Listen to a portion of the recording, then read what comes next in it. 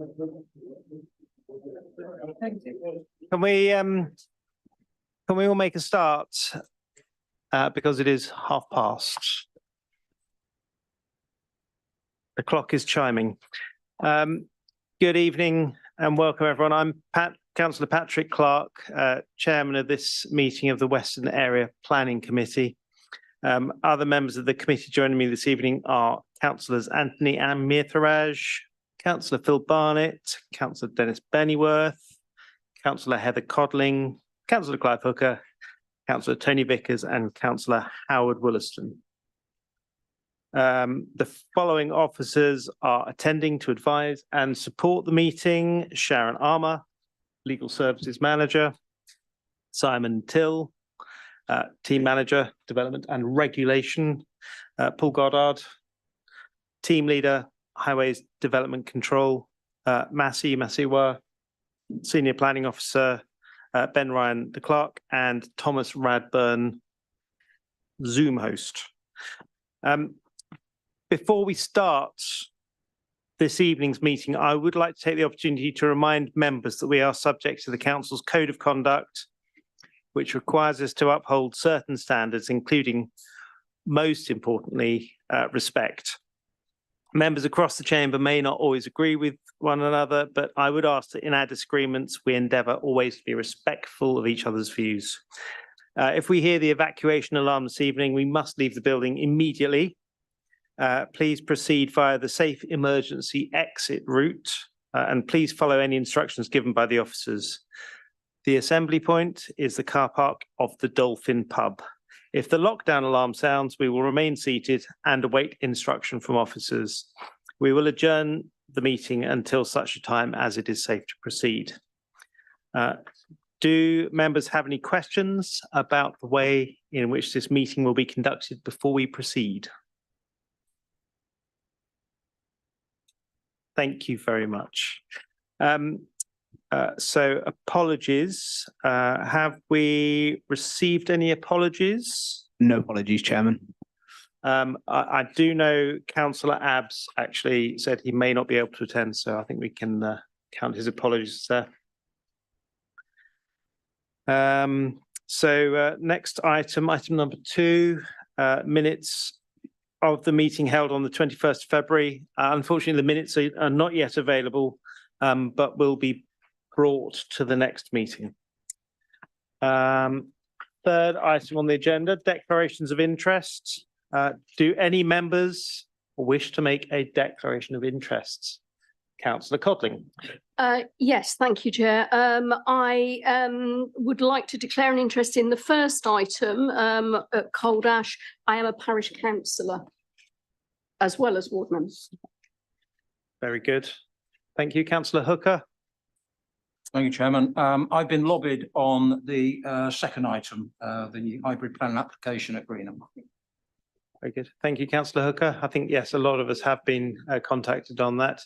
Councillor Bennyworth, Councillor Barnett, I'll come to you in a sec. Councillor Bennyworth. Thank you, Chairman. I've been lobbied on item number 3. Item number 3. Yes. Councillor Barnett.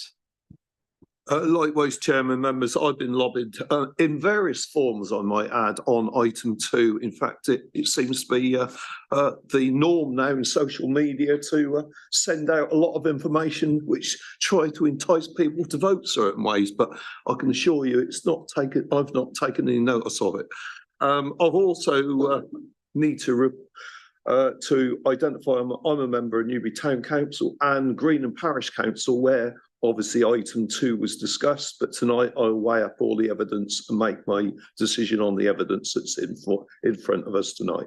Thank you, Councillor Barnett. That's very clear. Councillor Vickers.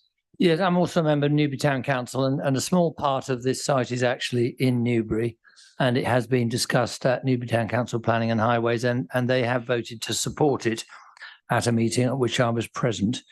But I will make up my mind on that one during the debate. I've also been lobbied by both sides on number 3, but I would like to add an additional declaration of interest, because it's been suggested to me that it's inappropriate for the portfolio holder for planning to be a member of, let alone chair of, a planning committee. So I did check that out because the person is in the building profession and quoted something from the Planning Advisory Service. So I checked out with our legal officer and she assured me that it is in the Constitution that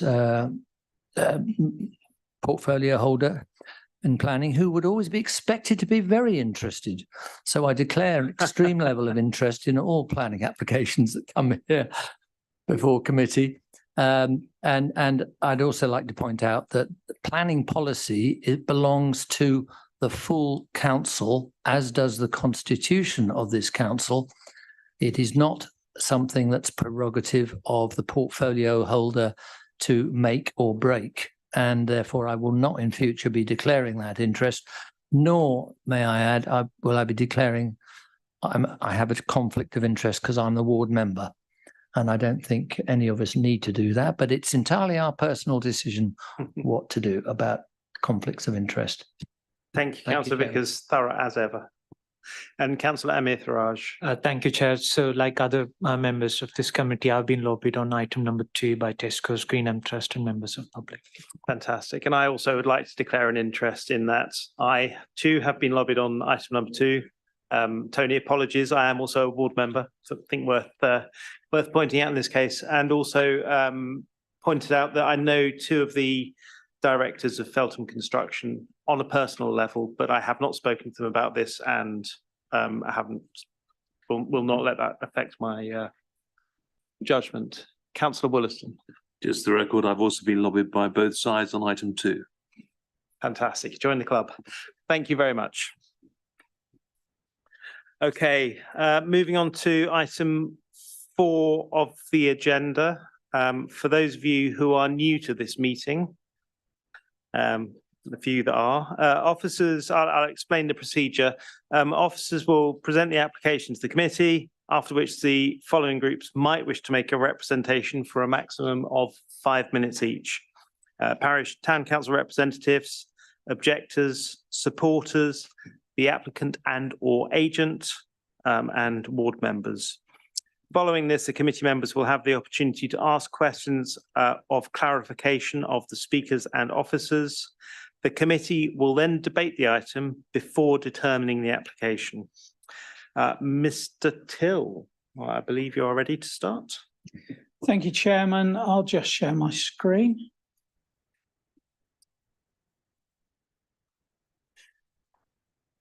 Members, the application before you is for a lean-to shed approximately 2.2 metres in height to the side of an existing dwelling.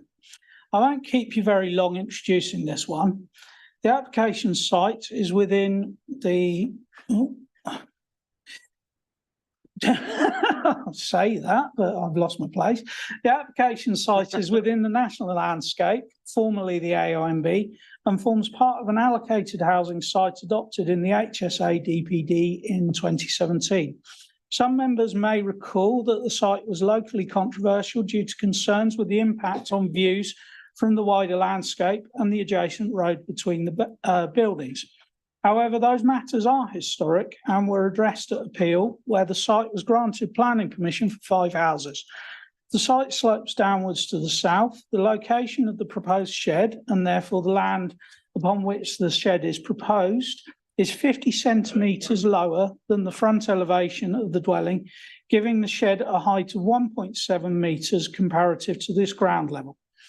Members, you will note that Caldash Parish Council has objected on the basis of concerns with overdevelopment and impact on surrounding views. In your officer's view, the impact on the surrounding views of this shed is minimal. And while concern was raised with the potential of future development on the site and the site visit with the fencing that the applicant has erected alongside the front of the dwelling, neither matter is subject to this planning application. Therefore, your officer's recommendation, therefore, in your officer's view, the additional visual impact on longer views of the site or between buildings on the site is minimal. There are a few matters that I would ask members to note in addition. First is that an initial investigation into the fencing alongside the dwelling indicates that this may not have been constructed in accordance with the planning permission. This matter will be referred to planning enforcement for further investigation should this be confirmed. However, in this respect, I would ask members to consider the impact of the shed in isolation, and also noting that the approved means of enclosure show a 1.8 metre fence in the same location as the shed, which would be 40 centimetres shorter than the tallest point of the proposed shed. It would, in your officer's view, be hard to justify the additional 40 centimetre height of the shed beyond the approved fencing, or indeed the shed, irrespective of the presence of the fencing, proposed any genuine significant obstruction or detriment to surrounding views, being by its nature a small and modest building closely related to the host dwelling. The final article I would like to draw your attention to is that the original case officer's report, now corrected in the report in front of you, incorrectly stated the delegated authority. Members are therefore asked to delegate to the development manager to grant planning permission subject to the conditions set out in your agenda. Thank you, Chairman. Thank you, Mr. Till. Mr. Goddard, do you have any comments you'd like to make on this application? Chairman, I have no comments to make on this planning application. Thank but you. Thank you for asking. Quite all right. So now we'll move on to our speakers on this application. You have 5 minutes to make your presentation. Please, if you wouldn't mind standing at the lectern, that'd be great. I'll give you, after 4 minutes, I'll give you notice should you require it. And the process, turn the microphone on. And when you're ready to start, we'll get going. Thank you, Chairman. As parish councillor for Coldash, I wasn't actually at the meeting when this was discussed, but it did cause quite a lot of discussion in the village and in the parish council generally. I think the frustration is that it contradicts the original development plan. When we give permission for things at district council, we have agreements that parish councils and others have put forward and suggestions. And the gaps between the houses are quite important because there's quite a beautiful view from the ridge across the fields and also from the footpath at the bottom of the hill looking up towards the houses. It's really lovely. These houses, where they're putting fences up or sheds or whatever it is, you are blocking that view. And that was part of the original agreement. And the parish council's frustration is that what's the point in giving an application a condition if you're then going to just say, it's fine, we'll change it a couple of weeks later.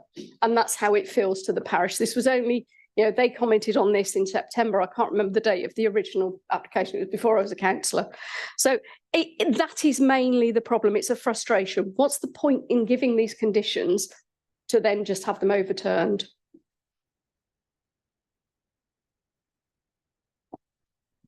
Councillor Cotling, thank you very much. Is that anything to add to that? Yeah, please do ask any questions. Councillor Barnett. Thank you, Chairman. Right, Councillor Codlin, you're talking about people putting up fences. I mean, what do you deem to be acceptable fence? 1 foot, 6 foot? Or? Unacceptable is one that blocks the view. Okay.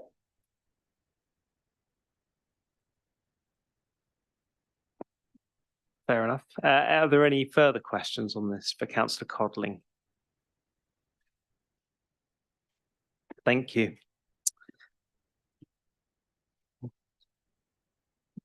That's true.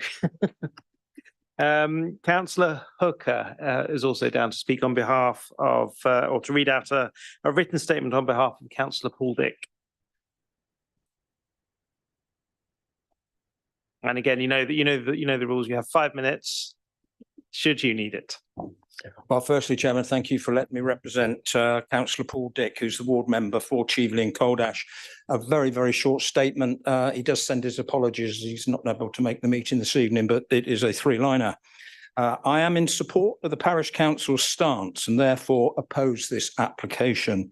The development is relatively recent and was granted with some considerable restrictions. There is no logic, nor do I see a compelling case to ignore the restrictions.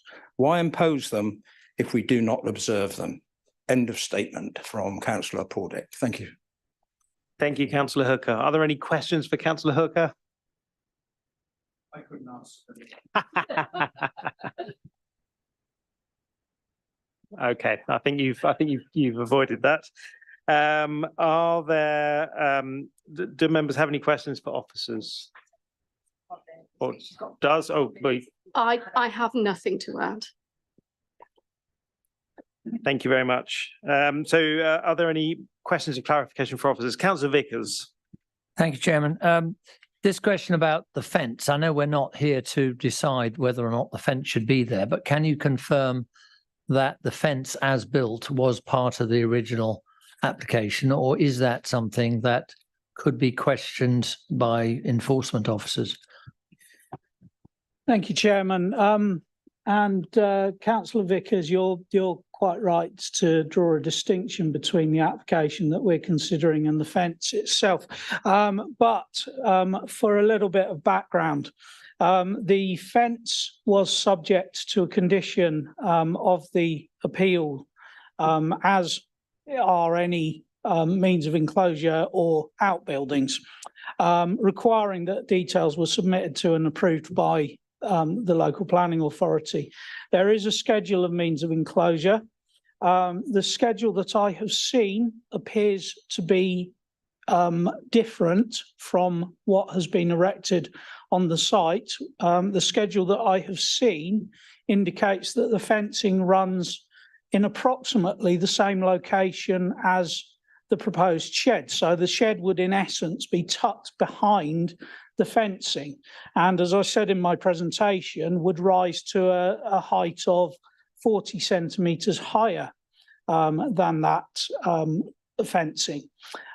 So in the event that that proves to be correct and that it's deemed that enforcement action is indeed expedient in respect of this fencing, then the fencing that has planning permission will be set down to the approximate level of the shed proposal and would be 40 centimetres lower than its highest point, bearing in mind it's a lean-to roof form, so it would be a diagonal slope down to meet the shed. And in that regard, which as I've asked members to consider this development in isolation, but members should also be mindful that that fence is approved in the location, either where it is currently or partially obscuring the location of the proposed shed. So it is material to the consideration in either case. Can I have a supplementary, Chairman? I presume, and I haven't checked this, I'm afraid, but that permitted development was sort of withdrawn on this one.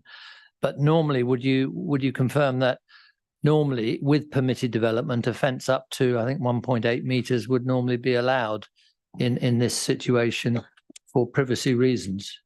Is that right? Chairman, well, in terms of general amenity, the GPDO does allow for permitted development rights of up to a 1.8 metre high fence. In this particular case, because of the visual sensitivity of the location and the concerns around it, the inspector restricted all permitted development rights in relation to means of enclosure and outbuildings. Thank you. That's very helpful, and that's what I thought, but I think that will help members. Thank you, Councillor Vickers. Councillor Wollaston, then Councillor Amir Tharaj. To be clear, this all hinges on the views. Is there any photograph of the view and how it's being blocked? Mr. Till? Please bear with me, members. I'll just have a look through the pack and see if I've got anything particularly helpful. Okay, actually, let's let you concentrate on that rather than asking you another question.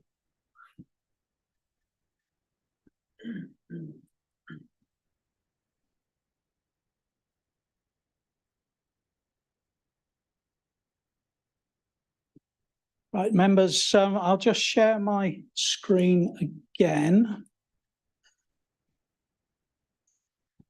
Oops.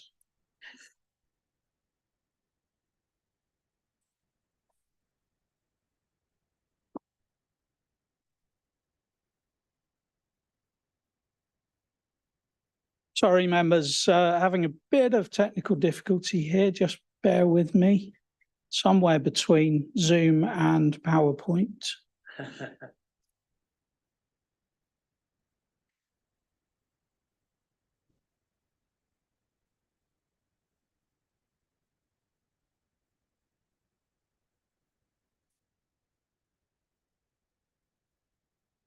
So members, this is the view from the highway, which unfortunately isn't particularly helpful, but does give you an impression of the fact that the development has actually served to seal off quite a bit in terms of views.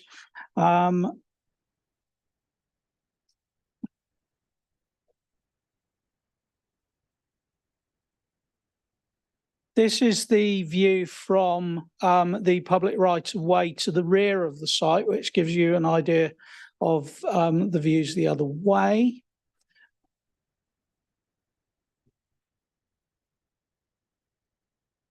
And this, I'm afraid, with the fence in place, is about the best you'll get in terms of giving you an idea of what the views were like prior to installation of the fence, which is that you have a clear sweep down across the countryside. In looking at this, members, you should bear in mind, although you can't see it on this photo, that there is a steep gradient down the site to the side of the dwelling. So the shed that is proposed sits within that gradient and would therefore be at a considerably lower height than the fence that you're looking at in that photograph.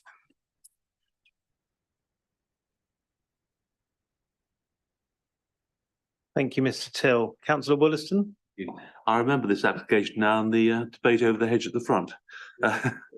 And clearly it blocks a lot of the view anyway by the look of the photograph. I'll leave it at that. Fair enough. Councillor Amitharaj. Thank you, Chair. Question to Mr. Till. In the introduction of this application, it says that there's in 1.10, there were 2 sheds proposed in the initial application, 1 to each side of the property. During the course of the application, amended plans were submitted, which is now we are discussing that for just 1 shed. My question is, was it amended on officer's recommendation that 2 sheds would kind of the permitted development, it would kind of like impeach on that one? Was that the reason? Thank you, Chairman. I'm afraid that I'm not the case officer for this planning application, so I know a limited amount of the background to it. I don't know what the original plans looked like in terms of the 2 sheds that were proposed, so I can't make any snap planning judgment in terms of whether 2 sheds would have been acceptable in your officer's view. But really, I should highlight that that's not what the application in front of us is for, and the case officer's considerations in terms of amendment are simply irrelevant. Can I just add in there that Ms. Armour has just pointed out in point 1.10 of the introduction, it does say the application originally proposed 2 sheds, but 1 to each side of the property. It also says it was amended at officer's request. Yeah. Yeah, I agree. That's where I wanted to understand the reason behind it. Okay, Councillor Bennyworth. Thank you, Chairman. like Councillor Wollaston, I can remember all too well the controversy this site has had over its history, and I can understand the frustration of parish council and residents, especially given that it's a recent site and the conditions are fairly still pretty much wet on the page in some respects. Really, just I suppose for their point of view, Chairman, if through you, if I can ask Mr. Till, that we look at this application in isolation and separate from anything that's gone before. Thank you, Chairman. The material considerations, in as much as they relate to any visual impact, are material to this planning application, and members should make their determination on the basis of that. In respect to the planning history, you're absolutely correct, Councillor Bennyworth, that the history of the site is the established history of the site. It doesn't set down anything apart from the fact that it's established permitted development restrictions, which the applicant has to address. Ergo, they have to submit planning application for things like sheds. Helpful. Thank you very much indeed.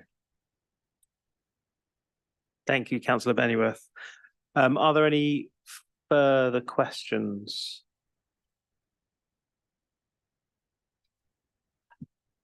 Okay. I think we should enter into debate and invite members to speak on the item then, if there is anything further to say. Councillor Vickers, thank you. Yeah. After a short pause, no other hand went up. Although you just followed me, didn't you, Councillor Wollaston?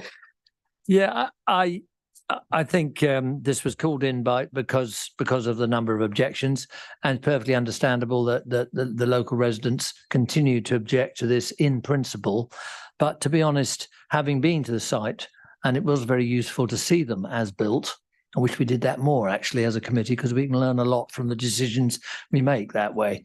But the views out from the road, the ridge, I don't think will be significantly affected at all by this particular application before us today, because of the lie of the land, because of the distance between the public highway and the front of the house. The view that we got, which was most revealing, is actually from private land, the private road that house is accessed from. So technically it's not a publicly available view unless you're visiting that site as a visitor of the residents.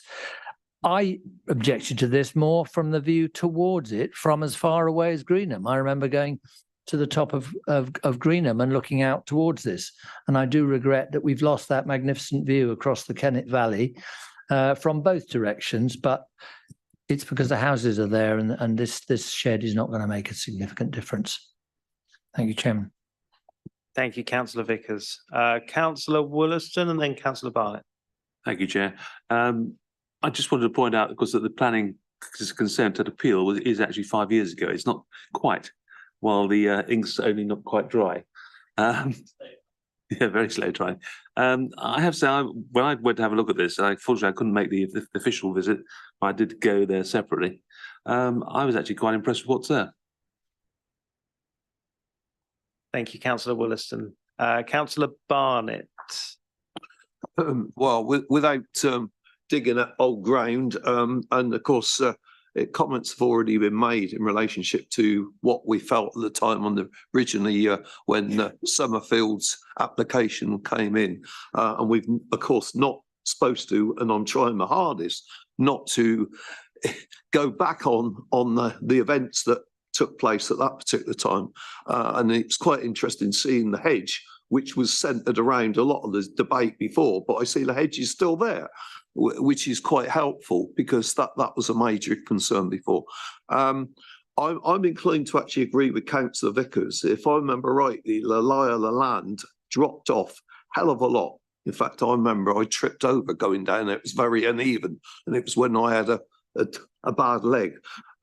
So I would imagine the actual impact in regarding visibility is going to be rather minimum myself. So I'm inclined to actually go along with probably the hopefully the majority that will probably support it. And I do recognise that there's local concern, but you know, my view is that we've got to look at this application on its merits tonight and not the previous one. Thank you, Councillor Barnett. We will go to Councillor Codling first, then Councillor Hooker. Thank you, Chair. I personally don't have strong views either way. I understand people's frustration at this. The view, yes, the ground drops away. It's not that you're losing the view immediately, it's the distance that you can't see. And actually you can walk along there and see over the hedge. It's, you know, even at my height. I think I sympathise with the parish council, and what will this lead on to? Yes, we look at this in isolation, but are they going to come back in 6 months with a shed the other side that they wanted? Will the other 4 houses all want sheds? And before long, you've lost the integrity of the plans that we've got. So, but as I say, other than that, I don't have strong views. Thank you, Councillor Codling. Councillor Hooker. Thank you, Chairman. I remember these applications coming to committee too, as I remember, and they were, it was a difficult application, both on its position, the size of the houses, and the repositioning of the garages, the saving of the hedge. There were lots and lots of issues that needed to be resolved. And as a part of that, of retaining the views and setting down what I think we were concerned would be acceptable in the long term, the permitted development rights were removed. Here we are now, looking at 1/2 sheds, small issue, but I go back to it's the principle. And I think it's a fact of, as Councillor Codling said there, is this going to set a precedent that we're going to get other applications in? I know we look at everyone on its merit, but I'm just a bit concerned that if this one goes through, what might come next, and the way forward on this, I think hitherto a really well-designed compromise, considering all the issues that we considered in the first instance. Thank you, Councillor Hooker. Councillor Emithraj. Thank you, Chair. I think I'm not to repeat again what it's been said, but important point I want to mention is, while I'm a parish council member as well, I just want to say that the concerns by the parish council have to be taken into account for this discussion. Remember, this application would not have come to this committee if not for the call-in and the objections by the parish council, because we wouldn't necessarily debate this and look at the specifics of this application if not for this call-in, and then officers would have recommended. So are we setting a pattern here, or the template here, that the permitted developments, after they're kind of being built and settled, suggest changes, or they want to come and build, and then officers recommending approval just on technicalities, and parish council views are not kind of taken into account? It's just not correct in my view. But as Councillor Vickers said, we've been to the site visit, and I don't see any problem with the views per se. But I'm torn between like what is actually there and what's proposed within the legal limits, and what is the parish council views and the residents' views. So yeah, so all I want to say is we need to take into account the parish council's views very seriously. Thank you, Councillor Emithraj. Are there any further comments, questions? Councillor Bennyworth. Just one from you, Chairman. I agree. It's as most of these are on balance decisions, and I think on balance, frustrating though it is that I take Councillor Waterston's point. Age clearly has clouded my memory as to when this went through. I think on balance, it looks as though it's got to go through, to be honest. Thank you, Councillor Bennyworth. Can I take that as you proposing a motion to accept? I'm happy to propose that, Chairman. Happy to second it, Chairman. Happy to second. Thank you, Councillor Vickers. So we are saying that we're accepting the officer's recommendation for approval. Can I ask members to vote on that, please?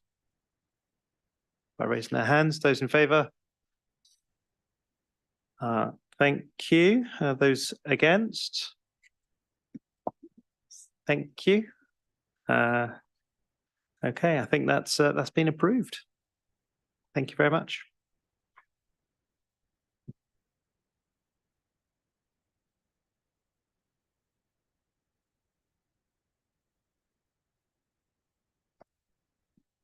Okay, so let's wait for Councillor Bennyworth to get his water.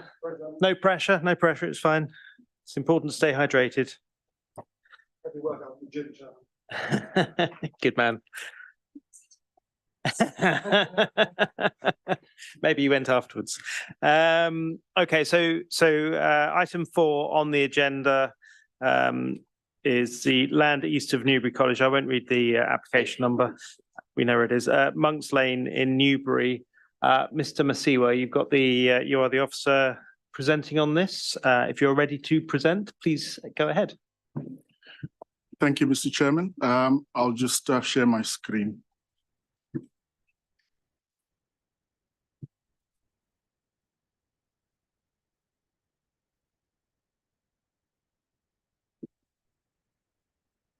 Right. We have an update report which has been made available to members. It includes consultation comments from the environmental health officer, which were submitted after the publication of the committee report. We've also received objections from 3 objectors, including one on behalf of Tesco stores. The update report also addresses points raised at the committee site visit and a correction at paragraph 6.23 of the committee report. The figure there should read 1,620 square meters. It actually says 620, so there's a typo in that, but that doesn't affect the assessment. Following the submission of consultation comments from the environmental health officer and discussions with the applicant, some of the conditions have been amended or removed as outlined in the update report. The submitted additional consultation comments and representations do not alter officer recommendation, which is for approval. Members, this application is a hybrid planning application consisting of a full planning permission element for a food store with a floor area of 1,800 square meters under use class EA. The other element is outline planning permission, matters to be considered tonight being access for up to 75 residential units, use class C3, a high capacity electric vehicle charging area and residential care accommodation containing up to 70 beds under use class C2, together with open space, play space, drainage, parking, associated access, infrastructure, landscaping, and also a band on the eastern boundary along the A339. The reason for presenting this item tonight before members is it was called in by the ward member. I must emphasize it's actually a former ward member. The application has been going on for a while, so this was before elections. A summary of representations and points raised are listed in the committee report at section 4. The concerns are listed there. They include increase in traffic, concerns that there is no need for a food store in this location, as well as overdevelopment on the site, impact on wildlife. So those are on paragraph 4.3. The officer recommendation is for approval subject to the schedule of conditions in the committee reports and as amended in the update report. In addition, subject to the completion of a legal agreement as outlined in the heads of terms. The next slide shows the site location plan as land east of Newbury College, accessed off Monks Lane and Highwood Copse Road to the south. The next slide shows site constraints map and local context in the area. The planning site area is outlined in blue on the map. The site is located, as indicated, east of Newbury College, adjacent to the 339 road. The vehicular access to the development will utilize the existing access to the Newbury College, which forms a roundabout junction with Monks Lane to the north and Monks Lane and Newtown Road to the north of the site. To the east, the 339 provides the route to Basingstoke to the south and north to Newbury and beyond to the M4. Pinchington Lane is located to the north, what is the northeast of the site, and provides access to Newbury Retail Park and Greenham to the east. A group of tree preservation order, a group designation as a tree preservation order is located to the northeastern and eastern boundaries of the site. So it's these areas, if you can see my cursor, and along here. The next slide shows the illustrative proposed site plan showing the food store to the north and the proposed residential development in the middle of the site, and the proposed care home and hospice to the south. The next slide shows the proposed parameters plan as outlined in the report. It outlines the proposed heights and an indication of the distribution of the proposed uses within the site. A public open space and leap is proposed on the southeastern part of the site in this location. The proposed new homes will be located within the settlement boundary. New homes will be in accordance with the settlement hierarchy as required by policy ADPP1 of the core strategy and policy ADPP2 for Newbury. Policy ADPP2 indicates that Newbury will accommodate new housing development contributing to its role as the largest urban area in West Berkshire. Policy CS1 of the core strategy further supports the proposal for new homes in terms of being in accordance with the settlement hierarchy as outlined in the special strategy. The public open space areas will provide multifunctional public open space with a local equipped area for play, a leap, adjacent as indicated to the southeastern boundary. A total of 0.3 hectares of public open space is proposed. As indicated in the report, this is slightly less than the policy requirement. However, officers consider that the open space is of an appropriate size and would accommodate sufficient space for use by all members of the community. And the leap and public open space will be secured under the legal agreement. The proposed mix would be in broad accordance with the evidence of housing needs within the Berkshire Strategic Housing Market Assessment. The council will seek 40% affordable housing on this site, and the applicant is willing to make that provision. This will equate to a total of 31 units, and these will also be secured by legal agreements. As indicated, members, the residential element is outlined as such. Appearance, scale, layout and landscaping will be further assessed at reserve matters. The care home part of the site, which is located to the south, as shown on the plan, is located outside the settlement boundary, but adjacent to it.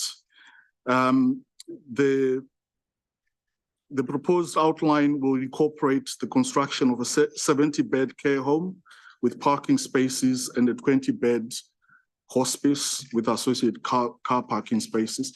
The proposed access for the care home element is from Highwood Copse Road to the south.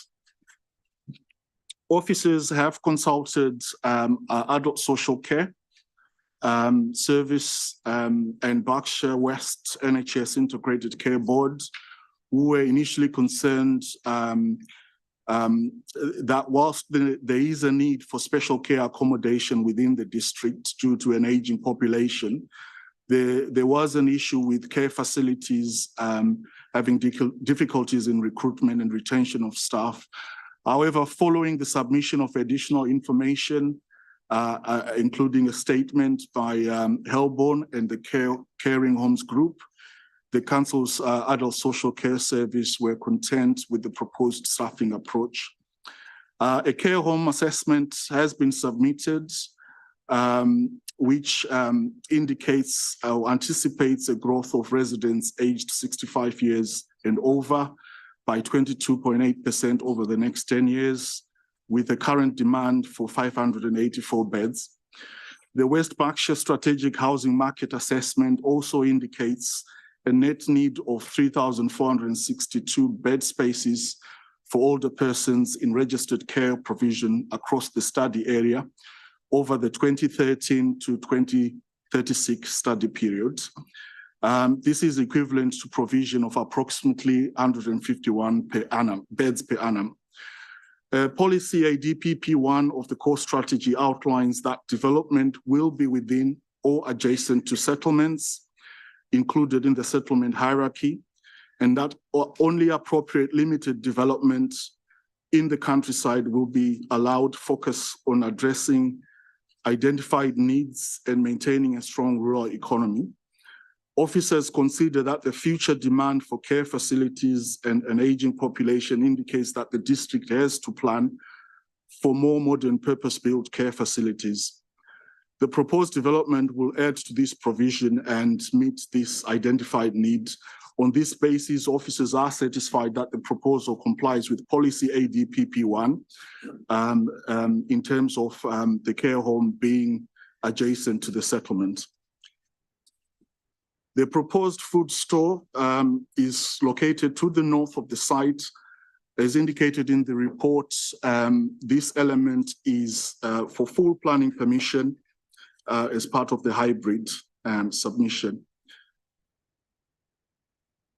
The proposal comprises of the construction of a new Aldi discount store, use class EA, with a gross internal floor area of 1,800 square meters and net sales floor of 1,315 square meters. The proposed store will be single story, will provide 128 car parking spaces. Thames Valley Police design team have been consulted and they've recommended that a secure barrier is installed at the entrance to the food store. As such, retractable bollards have been added to the proposal, to the proposed food store access, and additional soft landscaping has been added to the car park to limit antisocial behavior. The proposed opening hours are outlined in the report, and they are 8 a.m. to 10 p.m. on Mondays to Saturdays and on bank holidays, and 10 a.m. to 6 p.m. on Sundays. In terms of the food store members, the NPPF seeks to ensure the continuing vitality of town centres, and a sequential test is required for any planning application for main town centre uses in locations outside town centres. As such, this policy applies to the food store. Policy CS11 outlines that town centre uses should first be directed to the town centre, then edge of centres within 300 metres, and then out of centre locations. In this case, the proposed food store is located on the urban edge of Newbury and is not located within the development plan for proposed food store use. As such, the applicant has submitted a retail assessment which provides a sequential assessment of the potential retail sites within Newbury and to the east of Thatcham area. An objection has been received as indicated from Tesco. The Tesco objection outlines that the submitted sequential assessment fails to consider other sites and some are mentioned, including former Debenham store, the redevelopment of Kennett Centre. Officers can highlight that the applicant has conducted their sequential test based on parameters of floor space, car parking thresholds as required by the proposed scheme. Several specific sites have been identified and these have been listed in the committee report. Officers would highlight as well that in addition to the sites outlined in the committee report, the retail assessment also explored sites further east in the Thatcham area, and these were discounted. The London Road Industrial Estate was also included in the assessment, looking at the retail frontage along London Road. The existing units that are occupied at the moment, which include Top Styles, Pets at Home to the west of Faraday Road. In addition, officers requested that the sequential test also took into account potential impacts on the Sandalford local centre. Following this officer feedback, an amended retail assessment addendum was submitted, which concluded that no suitable sites are available to accommodate the food store for the site area proposed within the planning applications. Officers are therefore satisfied that the applicant has submitted a sufficient sequential test, which takes into account and ensures that any potential opportunities were given due considerations and discounted.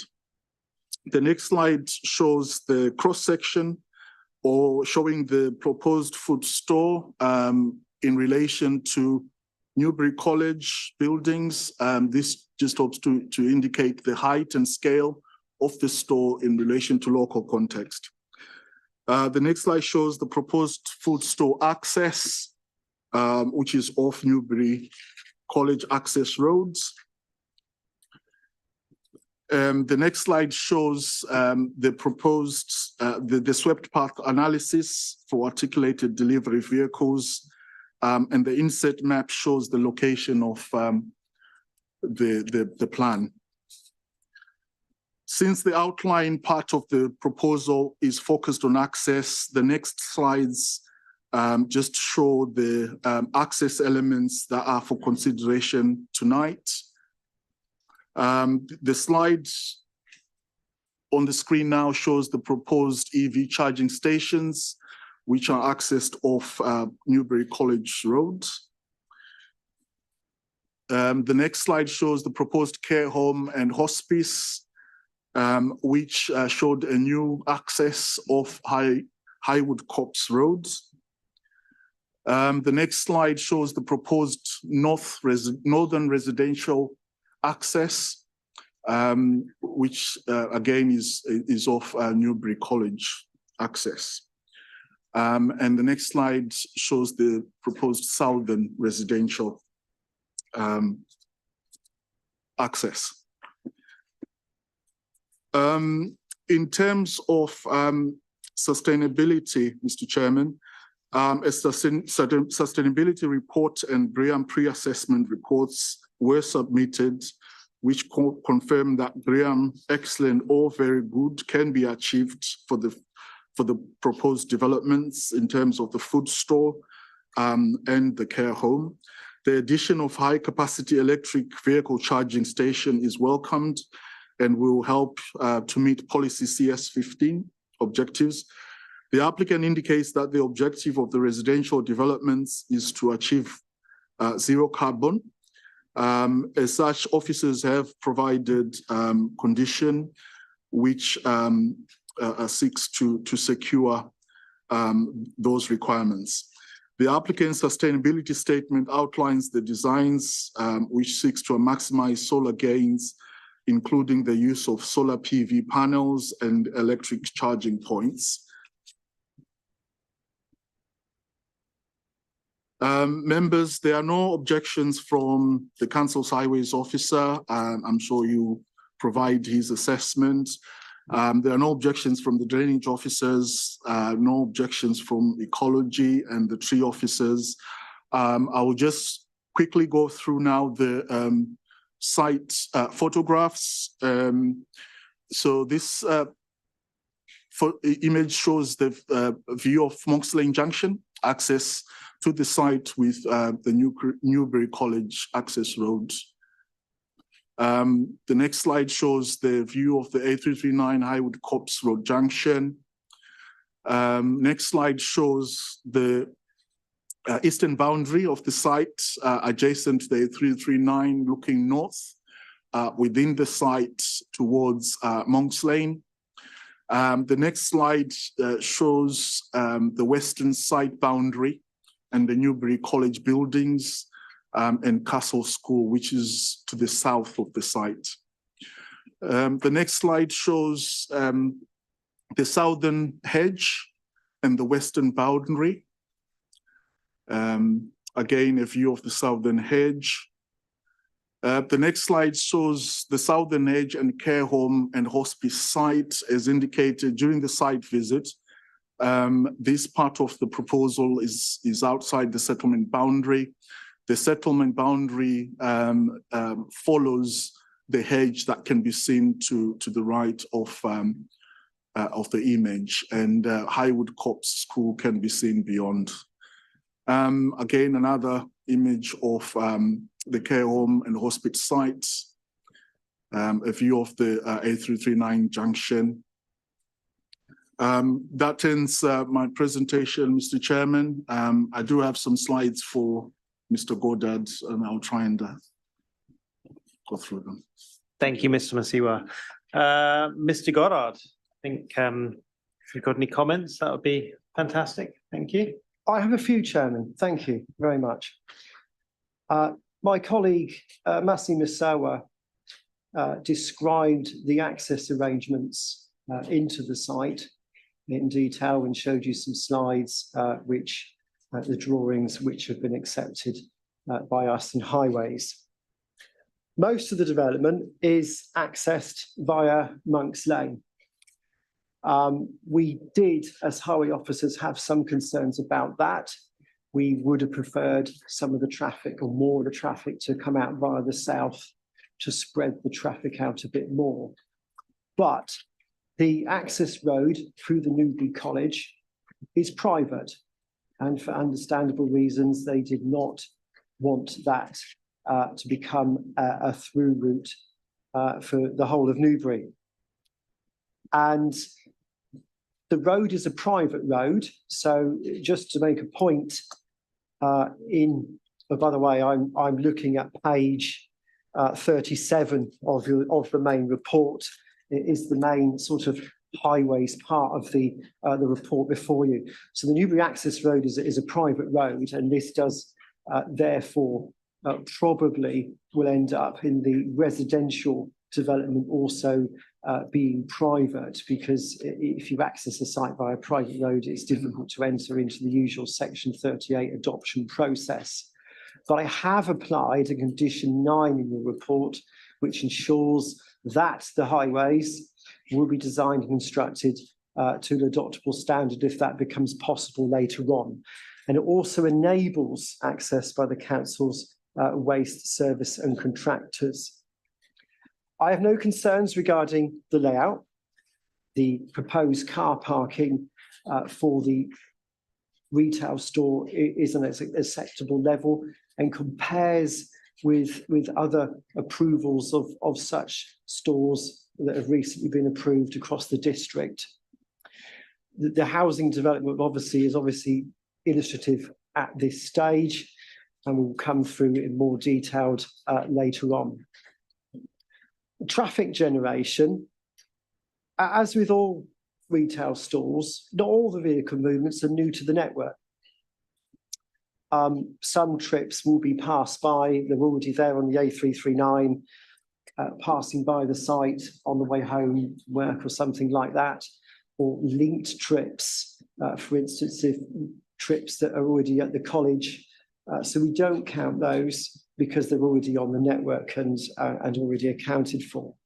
So underneath there, at the bottom, page 37 is our projected traffic generation for all the various uses and the totals overall. Not too insignificant for the development.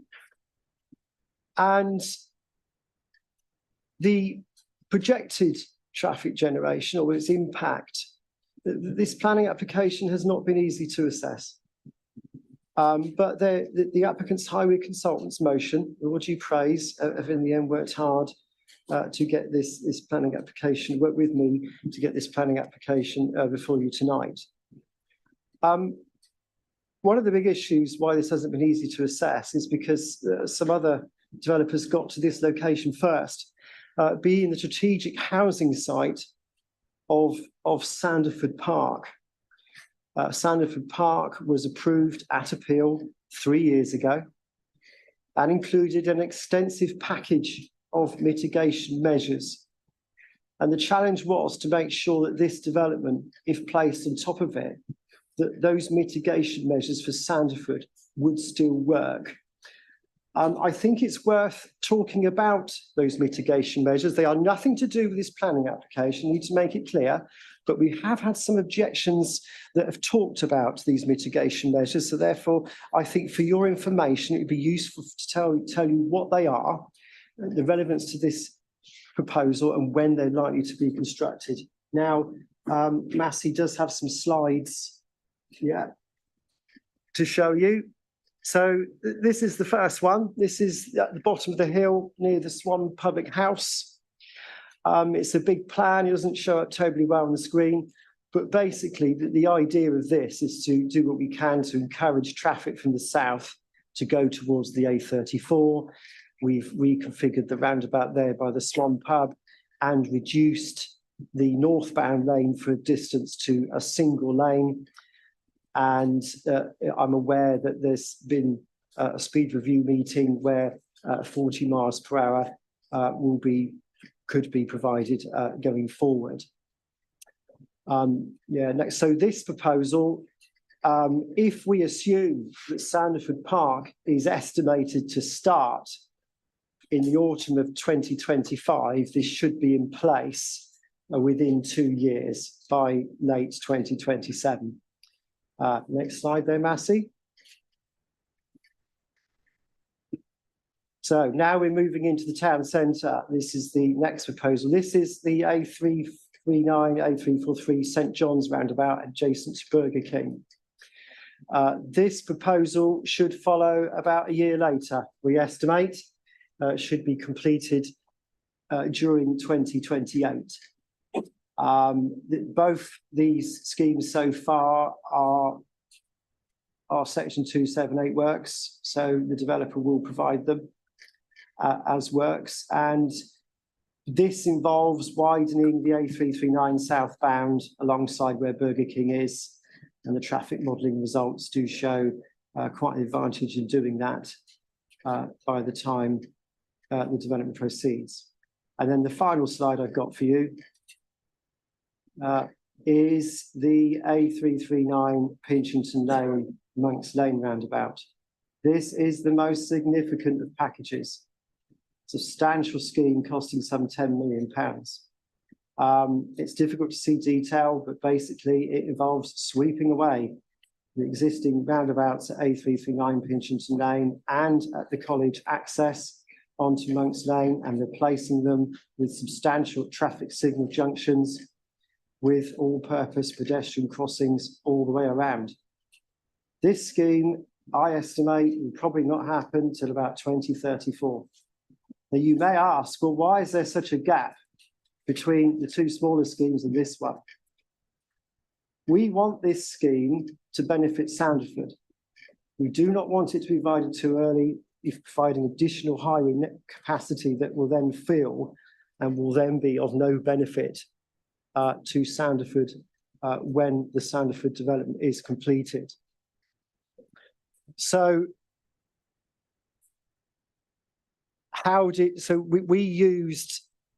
we have a VISIM model. It's a traffic model that covers all of Newbury that we used for Sanderford that informed us on the suitability of this mitigation and whether it would work. So this developer also used the very same VISIM model to put their development traffic on top of all the Sanderford stuff to see if their scheme would work. So I need to take you to the bottom of page 38, and there's a table, and unfortunately it's sort of sat on 2 pages, but I will give a bit of explanation to you. You've got obviously the 4 junctions, A339 Highwood Copse, that's the new traffic signal junction to the south, the A339 Pinchon's Lane junction up there, the Monks Lane Newton Round Road roundabout, and then finally the A339, A343 St John's roundabout. You have 2 times 4 columns. So 4 columns for the AM peak, 4 columns for the PM peak. The first column, A, is what it would be like in 2031 without Sanderford and without this development. Column B is Sanderford and all its mitigation. And then column C was this development added on. And then column D is this development with the traffic signals upgraded, reprogrammed from what was approved with Sanderford to make it work with this development. So what you're really doing there is comparing columns B and columns D. So what are you looking at there? What are those figures? Those figures are traffic queue lengths in meters. And a traffic queue is defined as a vehicle traveling less than 10 miles per hour. And they are averages. Averages of what? The VISIM model is run 10 times because in order to simulate, obviously traffic conditions are different on everyday basis. And then amongst those 10 runs, those figures are averaged.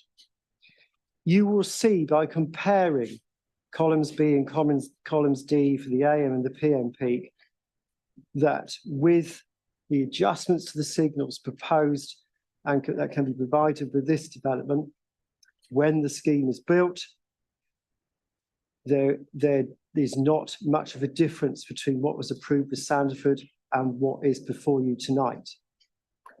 Now, going forward, over the next few years, it is highly likely that that scheme will be refined further and will be adjusted going forward.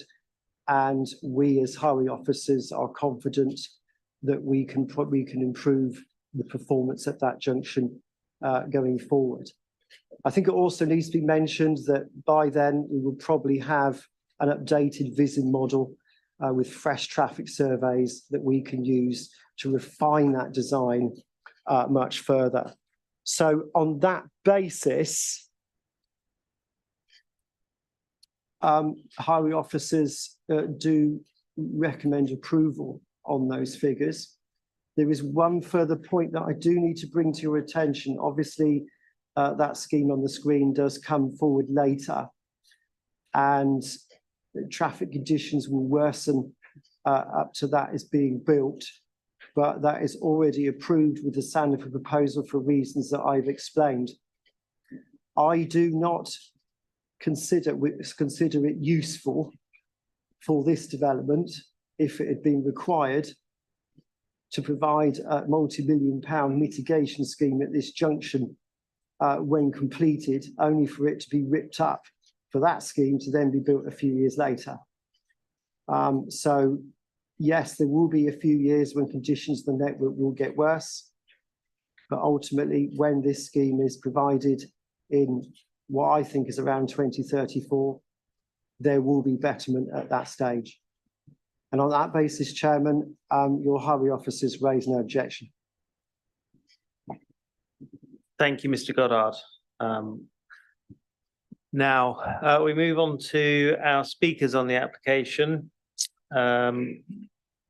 We will start with the Parish Council, Councillor Billy Drummond, speaking in person. Councillor Drummond, do you need me to go over the rules? As you know, you've got 5 minutes. I won't need the 5 minutes. Please do go ahead. Good evening and thank you, Chairman and councillors. I'd like to thank Councillor Alves for calling this to committee. Our support extends fervently towards the development of 75 residential units, complemented by significant open spaces and play spaces. These are not merely structures, they are the foundations for strengthening our community and providing homes to many. Equally, the introduction of the new Aldi discount food store, along with the necessary parking facilities, is a development we view positively. While it is understood that there have been objections, notably from Tesco's, the need for affordable shopping options in leafy West Berkshire cannot be overstated. This is a step towards making essential shopping goods more accessible to our less fortunate community members. Provision of the 120 parking spaces and the 4 electrical vehicle charging stations with plans more in the future have been noted. I am aware that Councillor Marsh may have reservations how these facilities are thoughtfully spaced, indicated to future needs, considering the additional EV charging points proposed near the food store with a high capacity electrical charging area. And we also anticipate the development will be completed by conductive public transport network. I'm sure where Councillor Marsh will agree, we need more buses. We need more buses. Greenham Parish Council are pleased with the single-storey design, promoting the ease of access and integration into the local surroundings.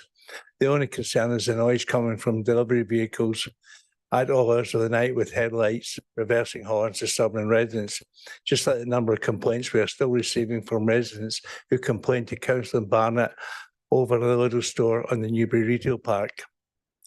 Furthermore, the project gracefully includes a 70-bed care home with a 20-bed hospice, and this is not merely a token inclusion, it's a testament to our community's commitment to caring to our most vulnerable, particularly as we face the inevitable of ageing. I'm sorry to mention it, but looking around here this evening, I think some of us might be looking for a place to we think. The landscape consideration, including the bun zone on A339 running north and into Highwood Cop School entrance, a sensible infrastructure inclusion that showcases our respect for both aesthetics and environmental concerns. And Greenham Parish Council like the tree line left, and hopefully more trees will be planted. While the decision remains with this committee on whether the entire project should proceed under the auspices of West Berkshire Council or remains with the developer. I do know that Councillor Armour Thurge has some concerns and I can sympathise with him. Greenham Parish only wants the best for the outcome for all residents.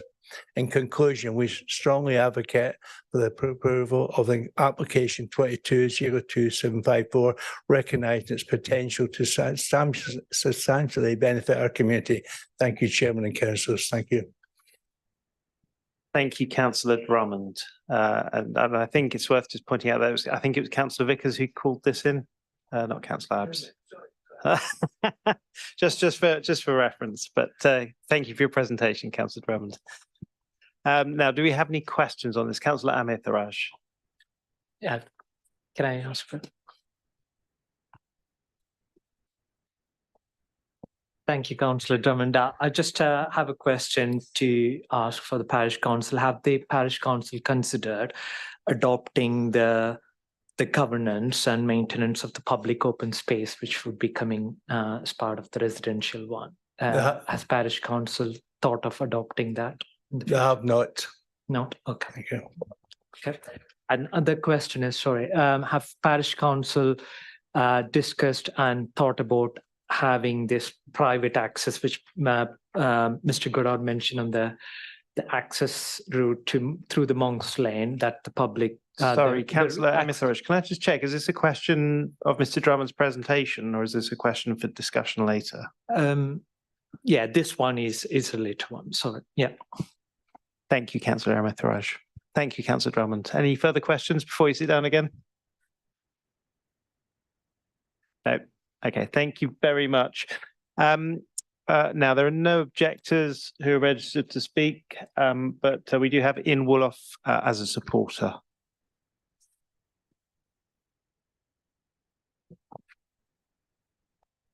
So you have 5 minutes to speak. After 4 minutes, I'll give you notice should you require it. When you're ready, we'll start. Thank you. Yeah, thank you very much, Chair, and thank you to the committee for giving me this opportunity to speak in support of the application. I'm speaking today, of course, on behalf of Newbury College and of the University Centre at Newbury. As councillors will know, the Newbury College has been around for 75 years. This year, we've been delivering education and skills to this community for that whole period. And of course, we've been at Monks Lane since 2002. Each year, we work with around 4,000 student enrolments, and we also work with around about 400 businesses. So the college is a very important anchor institution within the area of West Berkshire and of course beyond. The college fully supports the application for several reasons, 5 in total, and I'd like to just set those out for you very briefly now. The first is really important, that it makes good use of surplus land which the college owned previously, and of course is now selling on to the developer. We carried out a detailed review of education skills needs in our area over an extended period. And I'm pleased to report that the land in question here was not required by the college for the delivery of education and skills either now or in the future. And in fact, it's worth noting that since 2002, the college has not needed in any way to utilise the land that's the subject of the application tonight.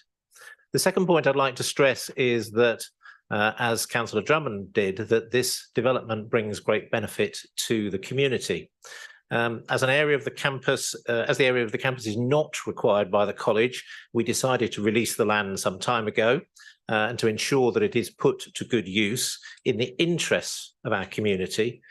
This approach, I would stress, is very much in accordance with the original plan for the move of the college to the Monks Lane site. It was always envisaged that this would become a learning campus with a diversity of offer. Indeed, it does, of course, now have 2 schools, a nursery, a college, a university centre, and of course, our future plans for meeting the skills needs of this area. And it was always felt that it would be important that any surplus land should be utilised to then be ploughed back into education skills delivery within this area.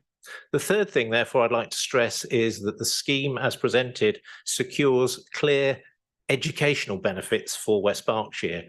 The College Corporation carefully chose Greenham Trust, of course, as one of the key partners in the development, and indeed our colleagues in Feltham Construction, working together as NC2, as the developer for this site. And the college took great care to ensure that the suitability of the chosen developer was evident, and also that the compatibility of the proposed uses was clearly in line with the mission of the college. And we're very happy to confirm that the developments that have been outlined by the planning officer are very clearly in line with educational need. So, for example, bringing businesses onto the site enables us to bring it into play important areas such as apprenticeships, such as the delivery of work experience and, of course, engagement with business. The fourth point I'd like to make is that this development will very clearly allow us to invest in education in our area. The college will, of course, raise much needed funds from the land sale, and these monies will be invested in order to enhance and to widen our ability to provide education and skills training. Also, can I be clear that the capital received from the development is vital to ensure both the current stability of the college in managing the final few years of the PFI contract. You have 1 minute left. Was bought. Thank you. and to provide investment needed to grow the skills offer in our area. The fifth point I would want to stress, and the final point, is that the college's plan over a long period has received strong community support from government through the DFE, support from local councils, and thank you to West Berkshire Council for that, support, of course, from politicians, local community groups, and most importantly, employers in our area. In summary, and finally, Chair, the college supports the proposed development because it will enhance educational opportunities and the meeting of skills needs. It will bring significant benefit to the community. It will enable the college to fulfil its role as an anchor institution for West Berkshire. And of course, thereby, we will be in a much better position to contribute to driving economic prosperity for our region. Thank you. And I'm very happy to answer any questions. Thank you, Mr. Woloff, and very good timing. You had 1 second left. Any questions? Chair. Yes, Councillor Vickers, and then Councillor Barnett. Thank you, Chairman, and thank you, Mr. Woloff. I mean, I agree with every word of what you said. One question, though, you talked about handing the site to a developer. Are we just talking about the Aldi site, or will the whole of the rest of the site be now, or assuming we approve this, or in due course be handed over to a developer, the current developer that you're working with now? Yes, the land sale is to the organisation called NC2, which, as I've mentioned, is Greenham Trust and Feltham Construction working together. In fact, just to be absolutely clear, it may be slightly misunderstood in one sentence in the papers, the land is sold to that company, but the college, of course, has a very vested interest in seeing the success of this proposal tonight. Thank you very much. Councillor Barnett. Thank you, Chairman. Thanks for your presentation, Mr. Willer. I'm just a little bit unclear regarding your financial benefits, because obviously you made it quite clear you want to enhance education to the West Berkshire area, I think you said. But you also said to continue with your present activities. What I'm trying to establish, is it a case of helping to enhance, or is it a case the financial benefit will actually help continue to make it's a worthwhile exercise within the college itself? I mean, what I'm a little bit concerned about, long as you didn't make the comment, but is it indicating that there is a financial shortfall, or is it a case of trying to make sure you are on an even keel and then an upward trend as well? Yes, thank you, Councillor Barnett. That's a very good question. And if I can just clarify, the position for the college is that we entered into a PFI agreement back in 2002, obviously predated myself, an excellent arrangement to purchase a wonderful campus and fantastic buildings. But as most people will know, PFI has received a lot of publicity for being fabulously expensive. And that is one of the problems the college has faced over a number of years. The costs have risen in the final period, and we have 3.5 years to go before the PFI ends, and then the college will own the buildings as well as owning the land, of course, on the campus. So I think the answer to your question is both of those things. It is vitally important for the next 3.5 years to meet the very high costs of the ending period of the PFI, that the first stage of this investment is realised, our capital receipt is phased over a period of time. But beyond that, really importantly, the land sale will give us the opportunity to then, once the PFI is ended, to invest in the delivery of education and skills. So it is both of those things. It is vital for the immediate position of the college, and it's also really important as we go forward for the further development. And there are lots of very interesting plans for delivering skills education in West Berkshire, and of course a little bit further as well. So thank you. Thank you, Councillor Barnett. Councillor Williston. Thank you, Chairman. If my memory serves me correctly, the problems we found on the North Newbury site involved having roads which are not adopted. It may be a question for Mr. Goddard, but is there any reason why we couldn't adopt that road straight away? From the college's perspective, obviously the College Corporation owns the service roads that lead into the site and indeed across the site. As Councillor Wilson will probably recall, the building of the Highwood Copse Primary School opened up the service road for a period of time to allow access, and that that road has been used for a variety of purposes, including the Castle School, which is built further down the service road. The College Corporation is very happy to consider the adoption of those roads, has no objection in principle to that, and would be very happy to enter into discussions as to how that could best be achieved and the needs of this development best served. Thank you very much. I'm sure you don't want to have a rat run going through that. That's absolutely true, and I think that's an important consideration. Yeah. Thank you, Councillor Williston. Are there any further questions for Mr. Woloff? Thank you very much. Thank you. Okay, next we have speaker, Mr. Bates, who is the applicant. If you'd like to step up to the lectern. Thank you. And also we have James Isles, who's the agent. And again, between you, you have 5 minutes. Thank you, Chair, members. I'm Sean Bates, parties to the applicant. James Isles is the town planner speaking on our behalf, acting on our behalf. And actually what we're going to do is James is going to address a few technical matters in the first instance. If time then allows, I'll say a few closing remarks or otherwise answer questions. James. Thank you, Chair. Good evening. First of all, thank you to your officers for a very detailed presentation of the scheme. Regarding the summary of the retail sequential test, this has indeed been a very thorough exercise, benefiting from both specialist and local knowledge. Just to make 3 points of clarification, just to ensure members are entirely sure about the robustness of that assessment. Para 622 of your report, the assessment did look at more than simply brownfield sites. Just want to be very clear on that point.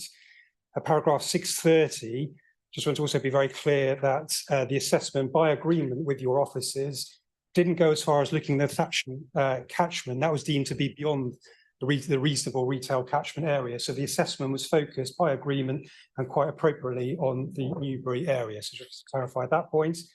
And finally, your officers did clarify that the assessment of the London Road Industrial Estate was by agreement focused on the retail frontage. So 3 points of clarification on that important assessment. My other point, technical points, if I may, is on the schedule of conditions. There are over 50 conditions here. We haven't had a great deal of time to discuss those with officers, having been only published with the committee report. We would appreciate that members have or give delegated powers to your officers to agree the final wording of those conditions on matters of timing and precise wording, particularly the pre-commencement conditions, to ensure a detailed scheme that can operate and be delivered successfully. Thank you. Thank you. There was a specific condition actually that was amended just yesterday in relation to the opening hours of the store, and the request actually in this case is not at all unreasonable and is actually not as, it's not as extensive an opening as most of the other retail stores around Newbury, but the suggestion that's been introduced is actually curtails the activity quite a bit. So we'd like to discuss that. Yeah, I mean, in the round, we've consulted very widely on this application. We approached 4,500 householders. We put social media into action in order to reach out to people so that they could reach out to us. As a result of that, I think the objective count's been very, very low. It's obviously raised a little bit in the last couple of days. We all know why. But as a scheme, aside from the community benefits to the college and the trust, which to me are material considerations, we're offering what I think is a very strong scheme in other terms. And your officers have been quite hard on us in terms of pressing for these things. So the store is BREEAM excellent, and how often does that truly happen? But it's happening in this case. We're offering zero carbon. We're offering one of the best drainage solutions that I've ever seen in the scheme, quite frankly. We're offering BNG voluntarily. We're actually ahead of legislation. We didn't have to, but we actually are doing that. We're in an excellent neighbourhood. We're within settlement. If there's anywhere in Newbury that can be a 15-minute neighbourhood outside of the town centre, this area is it. And so I'm hoping that you can see the benefits. The highways exercise, I don't really want to speak on highways because I'm obviously not an expert, even though I sat through endless meetings with Paul, Mr. Goddard and others, but we were pressed into the VISIM exercise because of our neighbours. It was kind of inadvertent. The scheme is too small otherwise to have an impact. You have 1 minute on highways, but the suggestion was, well, we could actually affect the work that was done for Sandalford. Having now gone through the process, actually the judgment was completely correct. In our own small way, we did affect the balance of traffic, and all of that modelling work actually proved that, and it actually developed a sort of a suite of solutions that can be carried forward into the next phase of that work. So in short, we have made our contribution to the overall effort in terms of traffic, and in terms of adoption, which is clearly a strong theme that's coming through. The college have said to us and to yourselves that there's, they're perfectly receptive to that conversation about adoption, and so are we. I mean, there's just no issue with that. Whatever, there are technicalities involved. Mr. Bates, your 5 minutes is up. Thank you very much. Thank you very much indeed. If you wouldn't mind staying there just while we ask some questions. Councillor Vickers first, and then Councillor Amir Faraj.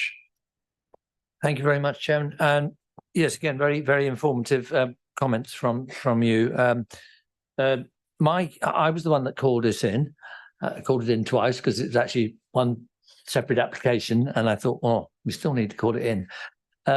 First time in particular, it was before the Sandalford appeal, and I felt that this was premature.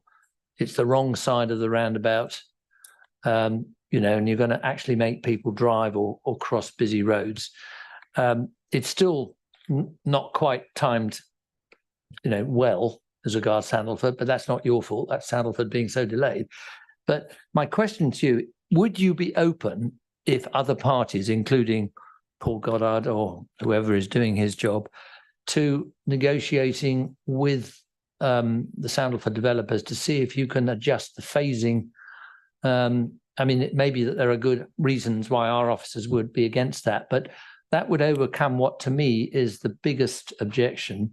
And I know you need to get certainty for financial reasons, or your partners do, but in terms of the impact on the highways network in the period between that store opening and there being customers on the right side of the road, whether it's Sandalford or your own, I'm unhappy about it. Yeah, of course. So the question is, are we receptive to conversation? Yeah, absolutely. We're for the most part, we're local enterprise and local people. And so we're very, very happy to engage and taking forward all that I've learned about highways these past 12 months. I'm sure I'll be most welcome in the room. I can't speak for the other side. Thank you, Mr. Bates, and thank you, Councillor Vickers. Councillor Amir Faraj. Thank you, Chair. Mr. Alice, like you mentioned that you had not much time to discuss about the conditions in this application with the officers. Are you alluding or implying that you're not able to meet those conditions if this committee delegates the power to the officers? Thank you, Councillor. To clarify, as mentioned, there's I think over 50 conditions. We're not looking to remove any of the conditions, but some of the wording, the precise detail in terms of timing and implementation could be improved for everybody's benefit, I think, for the smooth administration of those conditions. So it's not to remove them, it's to simply make them function effectively and to be discharged smoothly. Okay, I'll come to that one during the debate, because often we see that's conditions being modified, but most of the times it's not to the benefit of the residents who are not at this time of discussion. The residents are not party to this. I'm looking at specifically the impediments or obstructions or distress would be caused to the residents and the hospice care residents. So I'll take it to the debate stage, but you're looking not to change or remove any conditions to the detriment of the residents. That's correct, Councillor. Okay. Thank you, Councillor Amethiraj. Councillor Wollaston. Thank you, Chair. Am I right in thinking that the care home is going to be operated by a separate developer or built by a separate developer? Correct. And that's going to come back with detail, presumably. Correct.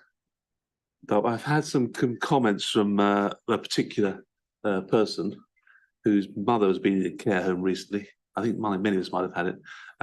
Just saying that the way that care homes operate now is quite specialist, even more so than it has been in the past. So I just want to make sure that it's going to meet all the requirements. I don't know too much about the operation. I'm just raising the but point. This is a general care home with a specialist element. They somewhat specialize in dementia, but the main thrust is that it is a general care home. But I think in fact one of the points that adult care made is that there should be specialism in dementia because it's obviously a growing condition. Oh. Thank you, Councillor Wollaston. Councillor Hooker. Thank you, Chairman. Thank you for your presentation, both of you. Very good. I may have misheard on the site meeting. You mentioned that all of this development is within the settlement boundary. Did we not discuss that the hedge was the edge of the settlement boundary and the residential home and the hospice were outside? Sorry, I didn't mean to misstate that, but I think I did. So when I said earlier the site is within settlement. You did? Yeah, that's completely wrong. The site is for the most part. For the most part, but not quite all of it. Yeah, yeah. Yes. It does aid your argument quite nicely, but yeah, thank you. Thank you, Councillor Hooker. Are there any further questions for our presenters? No? Okay. Mr. Bates, Mr. Isles, thank you. Oh, wait, Councillor Hooker, yes. It's one other question. I'm a little bit wary when we get hybrid applications, and this is hybrid, full planning application for the food store and then outline planning application for the housing and the other bits. Can you tell me why it wasn't two separate applications? And I'll come on to my concern maybe later. Why there weren't two? Why you didn't consider two applications, one for the food store and one for the housing? Well, because comprehensive planning is its principle. It's got to encourage that we put in two applications. We'd have probably been criticised for appearing to not be approaching them comprehensively. Yeah, and that's where I was going with this, in the fact that we've heard that possibly this development will be finished in 2 years. Is the priority going to be on to complete the food store first or the housing first? The reason I ask that is because we've seen with developers that as there is a need or not a need for housing at a particular time of completion, they're either accelerated or they're held back. Now, I'm just wondering, it'll come a part of the discussion as to whether or not would a condition possibly be considered that the food store couldn't open until the housing site was complete to ensure that the housing is finished before the stores open. I don't know. Okay. We've always anticipated that retail would come first. And the reason behind that is that there are capacity challenges, phasing challenges with drainage, with foul drainage in the district. So we've always expected. But yeah, I know what you're saying about housing. And of course, the consideration of the construction plan as to if you've got the store finished and then you've got to bring all your equipment, materials and everything past the store to build the houses.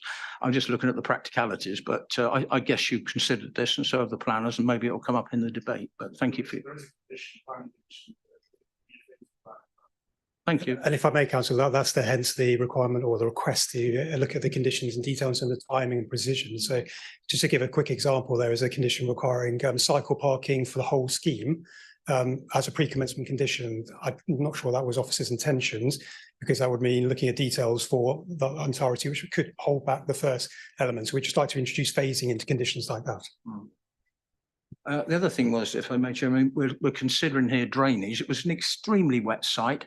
I'll ask the officers maybe on the drainage situation of the SUDS as to where we're going with that tonight. Unless you've got a comment. And can I just ask if you do have a comment to speak into the microphone? Yeah. So people at home can hear. Sorry, is the question, do we think it's not a particularly wet site? I mean, not in our broad experience of lots of wet sites. It's a little damp, but certainly not a wet site. Potatoes will grow well there, you think? Possibly. Moving on. Thank you, Councillor Hooker, and thank you, Mr. Bates and Mr. Isles. Now we have Councillor Marsh. I believe you want to speak as well. Again, you have 5 minutes. I'll let you know when your final minute is upon you. Thank you, Chair. Before you start the clock, could I just clarify something, a point that Councillor Vickers made earlier about Newbury Town Council? Please do. Okay. So Councillor Vickers said that Newbury Town Council supported the application. This isn't the case. What it did was say it had no objection to the application, subject to the southern access going through the route, which of course, as we've heard earlier from the highways officer, isn't the case. So in fact, I would say that Newbury Town Council not only doesn't support it, but doesn't its position of not objecting to it, the condition wasn't met. But anyway, just for your members' information. Thank you for that. Thank you, Councillor Marsh. Can we start the clock? Okay. Please do. Well, let me start by saying I've got the utmost respect for Newbury College and the work it does. Of course, I'm proud to have it in my ward, and the same applies to Greenham Trust, which we all know in West Berkshire and Newbury in particular benefits so much from the amazing funding that the Trust provides. And this is a good deal for those two institutions that would safeguard the future of the college financially, as we've heard, and also provide income for the Trust. That is undoubtedly a good deal for them. It doesn't mean that it's having a supermarket on that site is the right thing for the area or for the town. Newly elected Newbury Town Councillor Graham Story and I canvassed homes in the area within the last week to 10 days, actually, in Monks Lane, Heather Gardens, Sutherlands, Rupert Road, Newtown Road, Andover Road, all close to the site. As a ward member, I think my primary responsibility is to these local residents, and overwhelmingly, we found that they were opposed to this application for two principal reasons. Firstly, they don't think we need another supermarket in the area. As it happens, I agree with them. We already have a large Tesco, a Lidl, an M&S food store, a Co-op, and a Sainsbury's local, all within walking distance or a very short drive. Secondly, the residents are seriously concerned, as has been mentioned, about the impact of the application on local traffic. Monks Lane and the surrounding roads already get very busy, not just at morning and evening peak times, but also during the school run, particularly at Park House. Just to enlarge on these points, which I think are related, I can't find any evidence in the application that there is any demand for an Aldi or any other supermarket on this site. Rather than meeting a perceived need, the application seems to be more about generating income for the college and the trust. And while they are perfectly laudable aims, which I agree with, they are not reasons to give planning permission for the store at that juncture. You only have to see the existing queues for the retail park and along Pinchington Lane, along the A339 to use the recycling centre, particularly on a Sunday, and along Monks Lane, including the college roundabout, congested, noisy and polluted at busy times. I cannot understand how anybody could think a large supermarket on the site, accessed from that roundabout, would not make things worse. I appeal to committee members to empathise with local residents. When Sandalford Park East is built, there will be 2 access points into it off Monks Lane, with, we are now told, 850 properties on that site. That's a lot of traffic. And we've heard earlier that the mitigation measures for Sandalford will not be in place fully until 2034. Now, on top of Sandalford, the residents face the prospect of a 1,800 square metre supermarket just round the corner.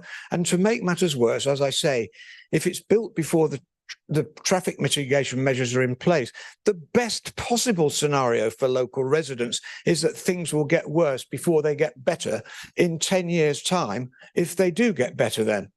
Talking of Sandalford, in my opinion, the proposed supermarket also poses a threat to the promised local centre for Sandalford Park East. We want to see good quality local shopping there, but with an Aldi round the corner, that may not be viable, and Sandalford could end up like the racecourse, lots of houses and flats and not much else. And I think there also could be an effect on the town centre, which the West Berkshire Council is trying to promote through the Newbury vision. It's hard to believe that some Aldi customers who go into the town centre store are not going to go to the new one, and that will affect footfall in the town centre. A few other aspects of the application I'd like to comment on. The EV charging station, Councillor Drummond is quite right. I think it's fantastic. Great idea. But why isn't this part of the full planning permission you're being asked to grant tonight? It's right next to the Aldi. Doesn't sound that complicated to deliver, really. 1 minute left, Councillor Marsh. I cannot understand why that is not there now. The housing, personally, I'd rather see housing on the site, which we do need, than a supermarket, which we don't. Some of the new homes are very close to the A339, and I wouldn't buy one. But if people choose to, knowing that the traffic's that close, then presumably they are okay with it. I'm not going to touch on the care home and hospice because I'll run out of time, but there's very little information about this. Would just like to say about biodiversity. There are some good things in the application, but despite the current poor state of the site, the applicants can still not deliver the required biodiversity net gain and will have to buy off-site credits to meet their obligations. How about this for an alternative? Hand management of the southern half of the site beyond the boundary to the Wildlife Trust, say, as a small nature reserve with a wildlife corridor through to the country park at Sandalford. This would be a real biodiversity net gain, in fact, a game changer. Councillor Marsh, that's 5 minutes. Teaching resource for the schools we and could the stop college. there. Thank you very much, Chair. Thank you, Councillor Marsh. If you could just say their questions. Councillor Barnett. Thank you for your presentation, Councillor Marsh. You began by making quite an observation regarding the supermarket and what you felt it was not appropriate, not needed. Near the end of your presentation, you made a comment about housing. Now, does that mean that you would rather see housing on the complete site, or is it for something else where the Aldi building would be? Well, I'm speaking personally. I think that the housing proposals in this application, which of course you're not actually deciding tonight, in the outline, are very good. I mean, we've heard net zero is it's a fantastic application in that regard, and I've got a huge amount of time for the developers whom I've met and talked about. I think that it's a model housing development, in fact, Councillor Barnett. So yes, and I'd rather see housing on the site, on the Aldi site, than the Aldi, because I think that is needed and the Aldi is not needed, as I've said. Now, obviously, that's quite a big change from what is being proposed, and it would take a lot of work, and it would need to incorporate, ideally, the other things that I've mentioned, which is biodiversity, a lot of green space running through it. But yes, is the answer to your question. Thank you, Councillor Barnett. Councillor Vickers. Councillor Marsh, well done doing that survey of the current residents in the area. But would you not agree that we also, as ward members, have to consider future residents of the wards we represent, as well as the past ones, and the present ones, right? We don't have to consider the past ones. Would you not agree that we are now going to get Sandalford, at least on that side of the main valley, something like 600 homes, and that they will be the prime customers, that this will be their nearest supermarket. And it saves them having to cross a busy road to get to the retail park by having a significantly large supermarket on what I regard as the right side of the road for them. Well, I think, as I said, there are a lot of shopping facilities available in the area, as we both know. I mean, I would just say, Councillor Vickers, you've been a strong proponent of the local centre and making sure that Bloor Homes deliver the local centre that they're committed to doing, something that they repeated at the presentation they made at the rugby club on Friday. As I've mentioned, I think Tesco agree with me. I don't know whether that's for commercial reasons or because they genuinely do agree with me that they have, but the point has been well made that this could pose a threat to the shopping centre that is planned for Sandalford, which would meet the requirements of the people that you're talking about when you take into account all the other existing facilities. So I don't think that they need this, no. You seriously believe that a local centre, which really might provide no more than a convenience store at best, will be seriously harmed by having a supermarket? We all need to dash out and get something from the nearby convenience store. But Councillor Vickers, can we focus on questions here? Councillor Marsh. You've got the retail park just around the corner, Councillor Vickers, haven't you? Okay, I think we're in debate territory here. But thank you. Any further questions for Councillor Marsh? Thank you very much, Chair. Appreciate the time. Thank you very much. Good to see you. Okay. Are there any questions that members have clarification with officers, please? Councillor Amitharaj. Chair, I have a number of questions because of the complexity of this application, and we know. I just have to point out that we are deciding an outline application permit for major development, and we need to clarify as many questions as possible. So if you may allow me to ask all those questions at once or one by one. Let's ask them one by one. Let's see how many there are. Okay. Okay. One by one. Okay. First one to case officer or whichever officer can address this. Page 35, the crime prevention. First, I want to understand, Thames Valley Police design team recommended a secure barrier. I know that the bollards is going to come in the already stored, not to the residential one. So residential one will be unrestricted one. But you have to understand that residential homes and the hospice to some extent are exposed to the same potential antisocial behavior, which police overlooked in this case, in my view. But that's a debate thing. But my question is, what are the approaches from the application side of things to make sure that the antisocial behavior, potential antisocial behavior, is prevented for the entire site? Thank you, Councillor.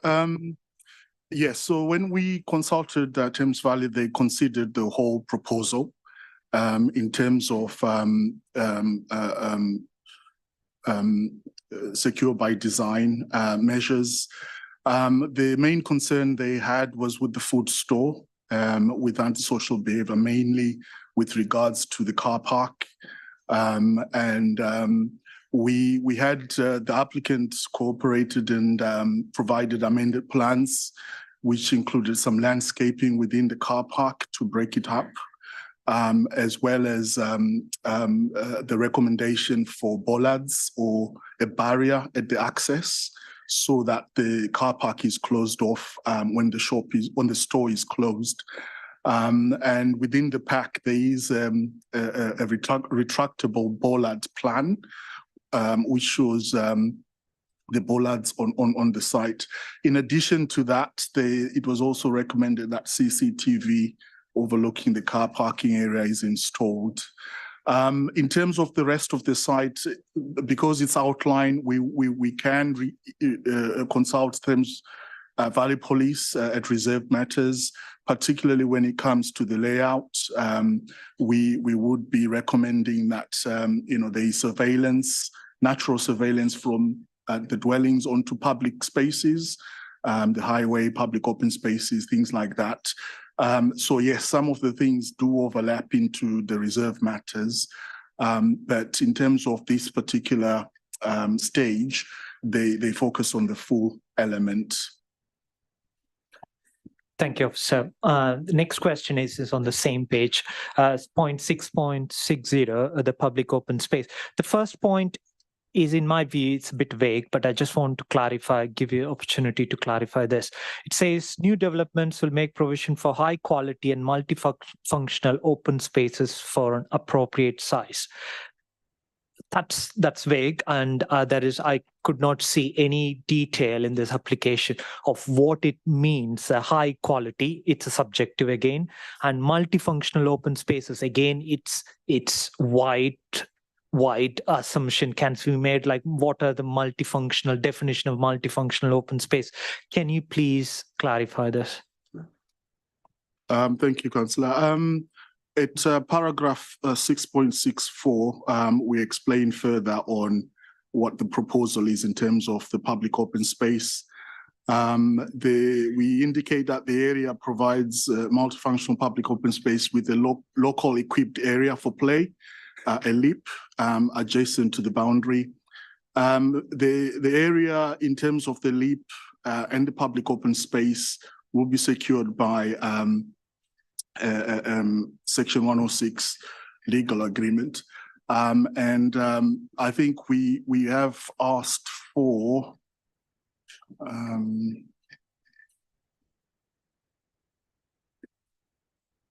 yes, so on condition 30, we've attached or recommended to members a public open space condition, which requests prior to above foundation level, we are given details of on-site public open space, including leap equipment details, footpaths, etc.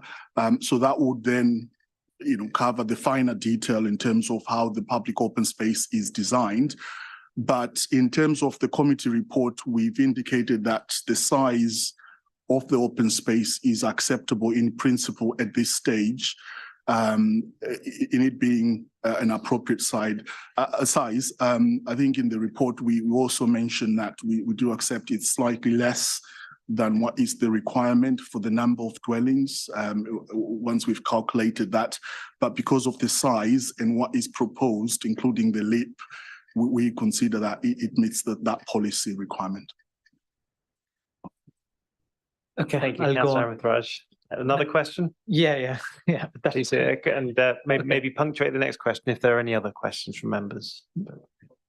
But Councillor Raj, ask your question, Okay, then we'll so- move on to Councillor Barnett. And then Yeah, Councillor this question to Mr. Goddard on the highway matters one. On the point 6.75, you mentioned Section 38 agreement cannot be made. But my question is, if that's the case, who will maintain the roads? So, for example, there is a potholes or the roads getting damaged due to the delivery high ton vehicles coming over. So, who maintains that road? With all developments where no Section 38 is in place, what developers normally do is they appoint a management company. It's the next best thing to us maintaining roads. But that's what normally happens. A management company maintain the roads on behalf of the residents. The residents would pay a little charge each month that enables that to happen. It's not ideal from my point of view because they already pay the council tax to allow roads to be funded. But you cannot make a developer enter into a Section 38 agreement if they don't want to. In this case, it's difficult to enter into one if the Newbury College access road is private, as I've mentioned. But we've heard tonight that they're willing to talk about that, and I'm really welcome. And maybe going forward, we can find a solution and get those roads adopted for the residents that may live there. Thanks, Mr. Goddard. You made a point which I wanted to, so you kind of spoke for myself. Effectively, the residents would be asked to pay the charge for maintaining the roads, and in addition to the council tax they would pay. And there are practical difficulties as well. I could give examples of other developments issues. Yeah, but the other point is, in addition to paying extra money, it's the difficulties which they face in reporting and addressing those issues, because the private landlords have no There's a question. Yeah, so that's the debate one. So I will come to that one. In the same page, section 6.77, I want to clarify the numbers there. If I look at the first number, the EV charging station, the AM peak numbers and the off-peak ones equates to 32. Yeah. But there are only 4 electric charging points. So is there a discrepancy in terms of assuming that there will be 32 vehicles queuing up for 4 charging points? No, obviously that's over the hour. Yeah. Yeah, 0800 to 0900 and 1700 to 1800.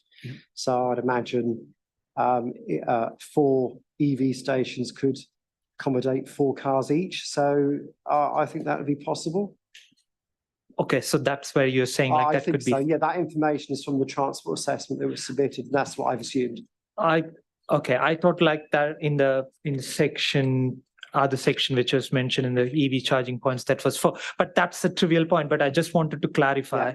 The other point in the same section is if you consider the maximum peak traffic out of there, so it's 52 cars space might be used in the peak hours out of 128. So that's what we are implying, isn't it? The rest of the car parking spaces for the food store wouldn't be used of much use. Correct. Yeah. Okay. Yeah. I'll come to that in the debate section because I wanted to clarify. So roughly less than 50% of the car parking space of the superstore food store proposed is going to be used.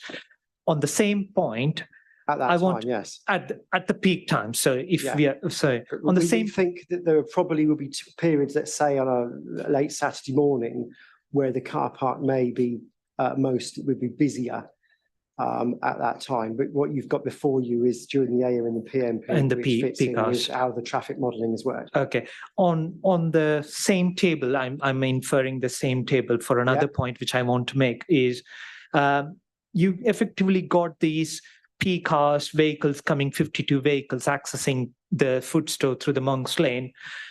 And the recommendation is also to have the delivery vans coming during the peak times. Have you considered the impact to the Newbury College students? Because you got a situation where 52 vehicles coming into the store, including their high edge EVs coming into the food store through the Newbury College during the opening hours of the Newbury College, the peak times of the children coming in. So have you considered that impact? Yes, I'm satisfied that there are adequate pedestrian facilities within the Newbury College site that enables students to cross. And I think you raise a very important point, but I am satisfied from the slides that were up earlier on that there are adequate pedestrian crossing points for students to attend the college. Yeah. Thank you for your clarification. I will leave it to the members and during the debate to emphasize this point. Thank you. I have more questions, but I will. Can we just move around a little bit so no one else forgets their questions? Councillor Barnett, please. I've got 2 short questions, and probably the first one to Paul Gollard was my understanding. Am I correct, Paul, that it's 400 traffic movements in a day maximum? Is that correct? Adding all those figures up together. Chairman, extra traffic movements. Chairman, no, that's just during the AM and PM peak. Okay, all right, okay. I could rummage through the transport assessment to find that for you, but obviously it's a much higher figure over 24 hours. You've just got 2 hours worth there. Okay, all right, okay. I'll back off that at the moment. The other point that I'm a little bit unclear on, it's probably for Mazzy, is the issue of the opening hours. The retail park tend to operate to the Sunday trading laws, obviously 10 o'clock to 1600 hours, whereas Wash Common Sainsbury's operate to, was it 21 hours, 2100 hours on Sunday. Where is this figure that's come forward? I mean, there's been 2 figures quoted, haven't there? 1800 hours and 1700 hours. What is the suggested opening hours? What would be the acceptable opening hours? And how have we come by these different figures over these different reports? Can I have some indication on the thought process on that, please? Yes, thank you, Councillor. Yes, so the condition, the opening hours outlined in the report, we have amended them following consultation with the environmental health officer. There is a change in terms of the opening times. The application or the report indicated 10 to 1700. So in terms of the condition that we've what was recommended, it's 10 to 6 p.m. on Sundays. We've also added just in brackets, and this is I'm referring to the update report. The opening times Monday to Saturday are the same, but we've added the bank holidays in brackets just to clarify that within the condition. So that was in discussion with the applicant. Yes, I mean the operating or the labor laws are there, and the operator would be required to adhere with those, even if they are within the times stipulated in the condition. Those are separate legal requirements they have to adhere to. But in terms of the planning permission and the condition, the times set are acceptable. In terms of the deliveries, again, there is changes to the times. That's been informed by consultation comments within the update sheet received from the environmental health officer and their recommendation of the delivery times. We're obviously not experts in terms of public protection. We are very much reliant on our council colleagues in environmental health. They know the level of complaints they receive and what the issues are and where. So we're quite content to go with their recommendation in terms of the timings. Thank you. Thank you, Mr. Masiwa. Councillor Vickers. Two questions. One is probably split between Mr. Masiwa and Mr. Goddard, but the other is purely Mr. Goddard's, I think.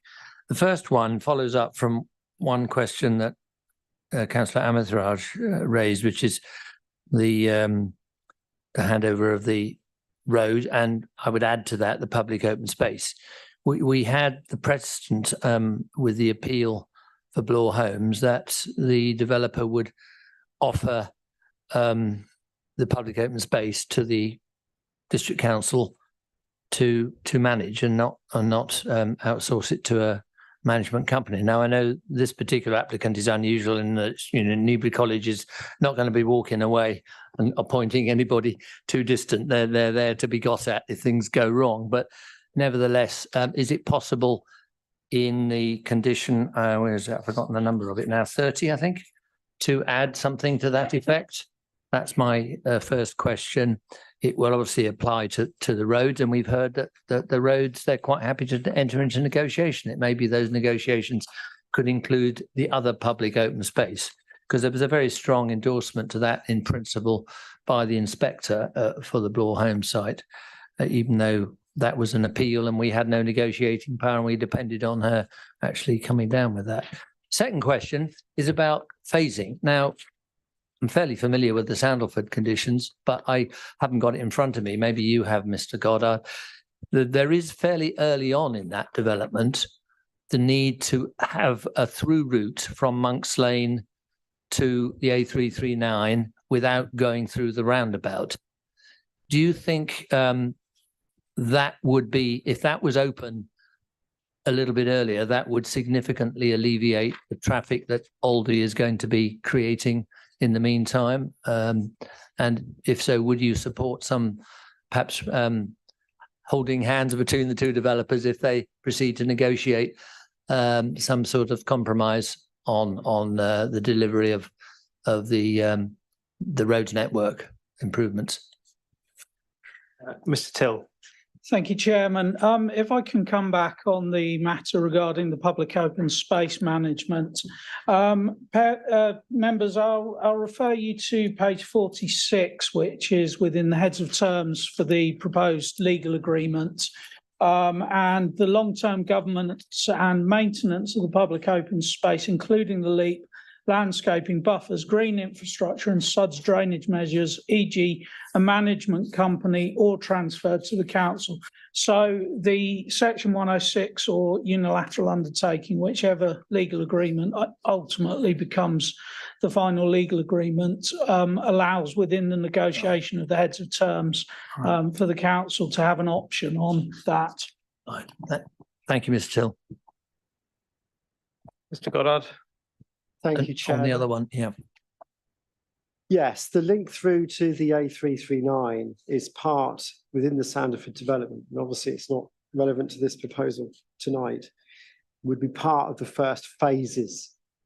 This is development parcel north, which is immediately south of Monk's Lane. It's approximately 300 dwellings, and I would expect that to be completed within about 2 years, 2-3 years.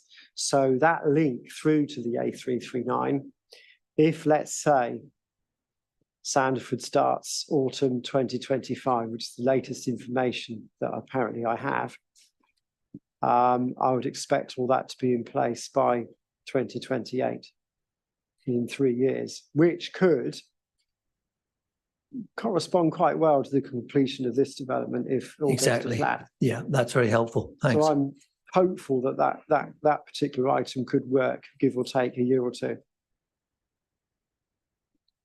Thank you. Thank you, Mr. Goddard. Thank you, Councillor Vickers. Councillor Codling. Yes, a couple of small questions. The land between the supermarket and the housing, is there any physical barrier in as much like planting? I couldn't see anything obvious on the plans, so that those people living in the houses closest to the supermarket are protected somewhat more from the noise and the movements of traffic, and also just the visibility of a fairly ugly personal thing of supermarkets. They're not pretty buildings. And the second one is around the question is around the hospice and the care home. Is the hospice actually under the same ownership, going to be under the same ownership as the care home? Hospices are not run by the NHS. They are usually charitable affairs. A care home, I can understand that will be costed, okay, but who is going to fund the hospice if a charity isn't set up? How will that run? Is it part of the same scheme? Thank you, Councillor. Right, the first question about the boundary between the store and the residence and how that's treated. That has been acknowledged as a potential impact from the proposed supermarket by the Environmental Health Officer in their comments within the update sheet. And they do also acknowledge the fact that the residential will be considered further at reserved matters, particularly in terms of the layout and landscaping, and any mitigation in terms of noise impacts. So in that regard, we do not have anything on landscaping between the store and the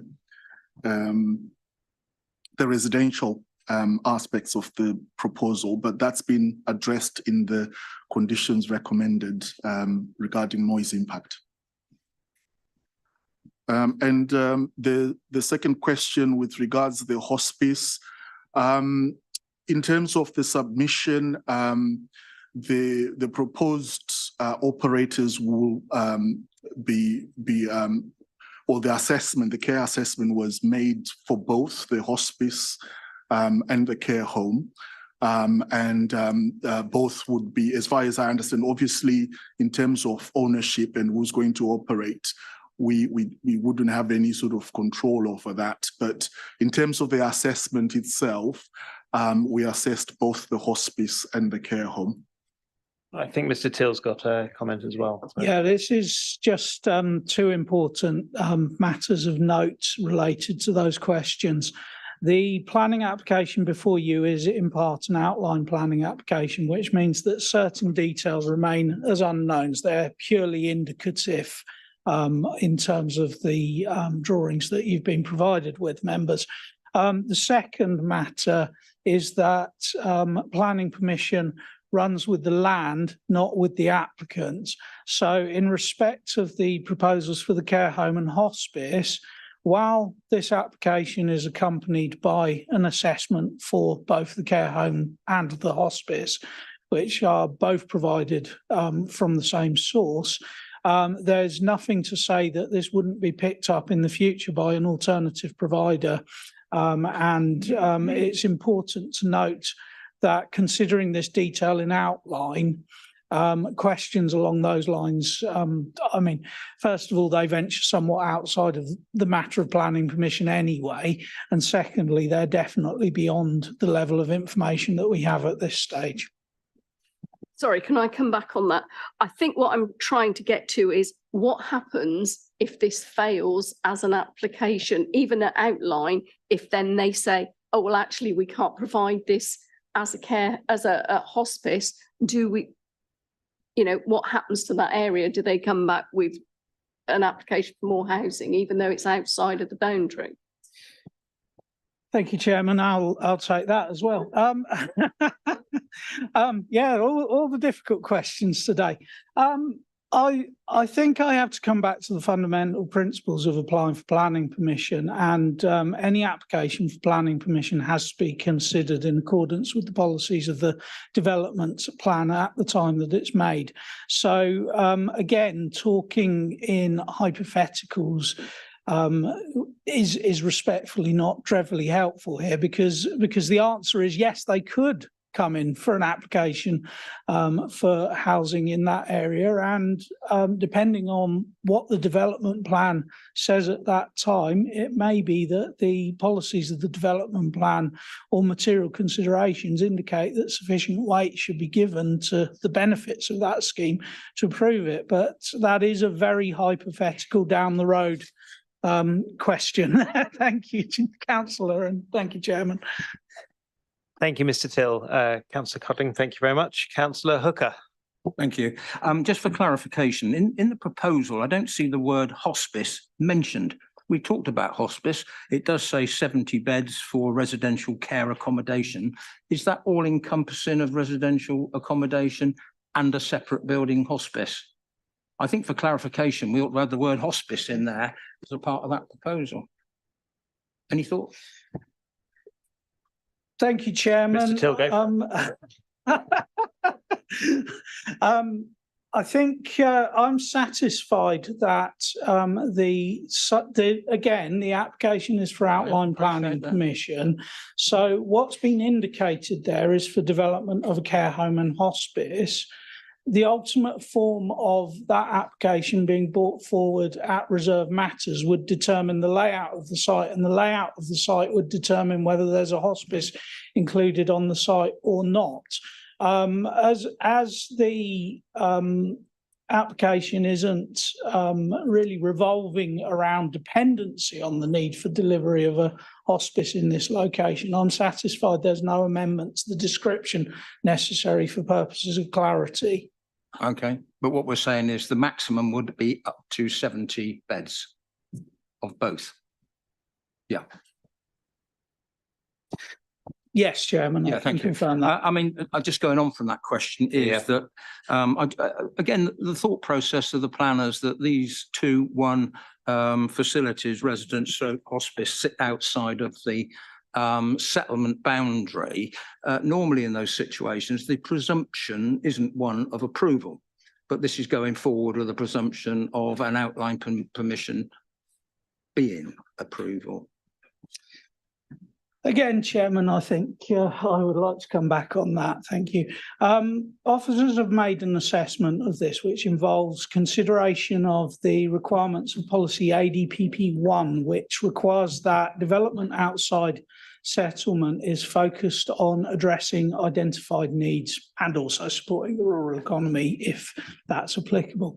In this case, we've been provided with a needs assessment by the applicant that demonstrates a need for the form of care home proposed here, and that has been supported by the council's own internal assessment based on housing need for provision of a care home of this form. So the two matters do dovetail together, and in terms of the settlement boundary, yes, this is outside of settlement. Policy ADPP1 also refers to development adjacent to settlement boundaries. Thank you. And finally, if I may, going on with my question to the applicant there with regards to this hybrid application. Discussions have obviously been lengthy between the council and them. Was there any point considered that it would be advantage or an advantage, or have you considered it that these two should run in parallel as a hybrid application?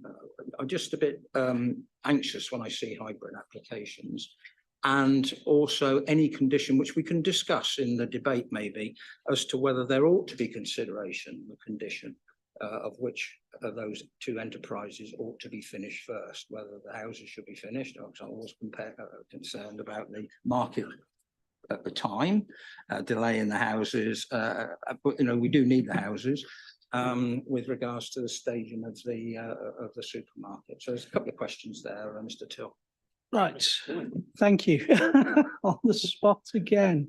Right, going back to the first question, please could you repeat the first question for me, councillor? My concern was that this was a hybrid application, and what your thoughts were and the discussions you'd had with, maybe not, with the developer on this, as whether it should be two separate applications for the reasons that I've pointed out are my concerns of hybrid applications. Thank you, councillor Hooker.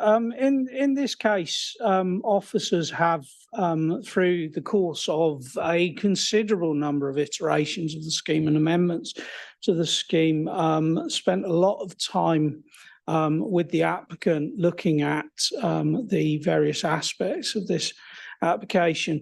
I would echo to a certain extent what the applicant has said in terms of a certain preferential elements, master planning of the site. Frankly, councillor Hooker, I share your discomfort with hybrid applications. They can be unnecessarily difficult to administer. In this particular case, we have recommendations that relate back to phasing of the works. And as Mr. Masiwa has already referred to, there is a phasing requirement recommended within the conditions. And I'm comfortable that in terms of delivery of the works, we can't be over prescriptive regarding what the market does. How demand comes forward. And yes, I understand members' discomfort that what hypothetically could happen is the delivery of a supermarket without delivery of the residential elements. But I should also highlight that that is always a risk in planning applications, that an applicant doesn't have to fulfill an entire planning application unless there was sound material grounds for doing so. We couldn't insist on an entire application being built out. And we furthermore, I would suggest, can't reasonably condition an entire application being built out. We can look at the phasing, and that is something that we intend to do. But I don't think that we can go to the level in this case, is my professional recommendation, of insisting that the housing comes before the retail element. I appreciate that answer and appreciate your comment there that you're as anxious on hybrids as I am. But that's what this committee is here to do. You know, we're sitting here looking at our glass ball to the future to try and make sure that these problems don't come about. So in 2 years' time, we look back at the minutes and say, well, this was brought up, and yet we thought, well, we may not be doing much about it. We'll let it run, and then it will come and bite us, which we've had other applications do that. And then the question is asked, well, why didn't we do something about that at the planning committee stage? But it's something for debate. Thank you. Thank you, Councillor Hooker. Councillor Bennyworth. Thank you, Chairman. And Mr. Till, you'll be delighted to hear that I'm not going to pick on you this time. I'm going to pick on Councillor, on Mr. Goddard. I nearly demoted you there, Mr. Goddard. Sorry. Acknowledging there are proposed improvements to the highway network, are we happy that with delivery lorries on the existing access routes that will be safe and that there won't be any safety concerns for residents of the houses? Thank you, Chairman. Delivery lorries through where, may I ask? Delivery lorries for the proposed store or? For the store, yes, Mr. Goddard. Well, I would anticipate, I don't know how many delivery vehicles there would be, but I would expect 1 or 2 daily. I wouldn't have thought that they would have a particular impact on students, in my view, or residents to any development to the south. So I'm content that any deliveries can be accommodated on that section of road from Monks Lane safely without any harm. In my view. Councillor Hooker, yes, please. Thank you, Mr. Goddard. Surely as a part of their planning application, didn't they submit what their vehicle movements would be, and you would know on deliveries? Sorry. Mr. Goddard. They would have done, but I'd need to look through the transport assessment to tell you in detail. But I can't imagine. Usually, a store would probably have a couple of deliveries per day. I'm very conscious of time. It is 9 o'clock. We do have one more application potentially to discuss, and I can see the applicants are in the room as well, patiently waiting. Now, I know Councillor Amithraj has a further question or two. I'll be quick, Chairman. Thank you very much for that. Just a question on the net zero one and page 41.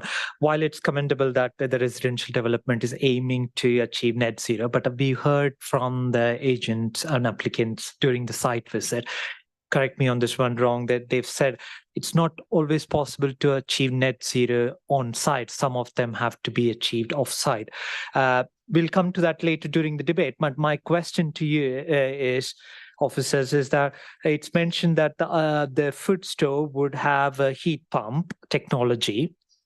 My question is the residential houses or those one are aiming for the heat pump as well? Mr. Till, please go for it. Yes, Chairman. I think Councillor Amithraj, once again, I'd refer you to the fact that we're considering an outline planning permission here, and that level of detail is really for the reserved matters. We do, however, have a condition recommended in respect of achievement of net zero for the residential aspects of the development. We can't be, again, this is your professional officer's advice, that we can't be reasonable and overly prescriptive at the same time in terms of how an applicant goes about delivering net zero. So while we can require them to do it, we can't be overly prescriptive in their methodology for that. So they could use a variety of different technologies, some of which may not even be known technologies at present to deliver on the net zero requirements. I hope that between those two answers, I've given you an answer to your question. Thank you, Mr. Till. We often hear this one, yeah, it's an outline, we can't be prescriptive and detailed enough. But when it comes to the reserve matters discussion, I tend to kind of see that as it's like it has been already outlined, permission has been granted, so we can't change that. So my view is that we should be able to determine what is the actuals, even in terms of the high level strategy is saying net zero. So can we I have just questions only, Councillor Ahmed? Sorry. Chairman, if I may just come back on that. As lead officer at this committee, I'm here to give you your planning officer's professional advice. If you wish to make a proposal contrary to your planning officer's professional advice, then I will warn you of the potential repercussions of that proposal. However, at the end of the day, it is members' decision and you are the democratically elected members. I don't intend to challenge that. I simply intend to give my highest level of professional advice. Thank you, councillors. Thank you, Mr. Till. Thank you. I feel like the room is ripe for moving on to debate, unless there are any further questions.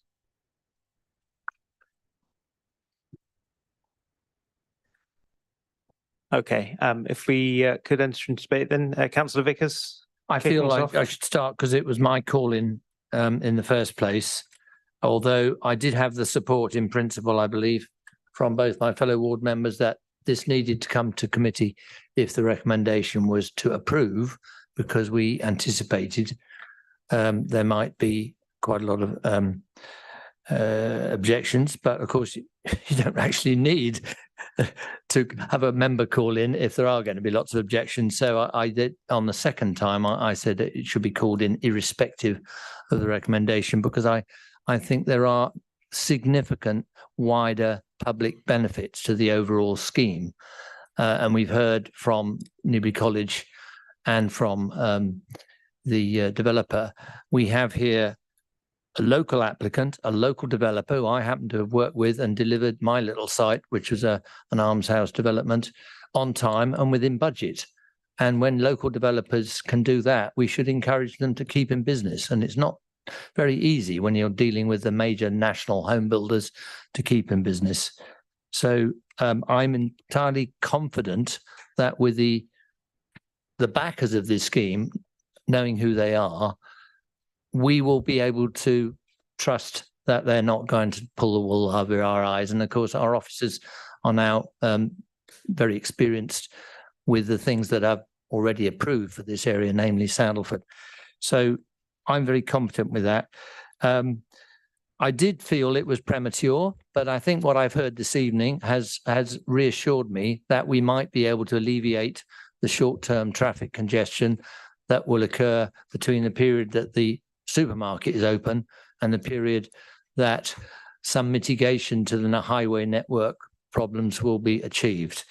So I'm reassured over that. I did feel that in every respect, from our site visit and from reading the conditions, the list of conditions, and looking at the design, that this has been very carefully thought through, and we are getting more offered by the developer than we actually are entitled to demand, which is always, again, good. I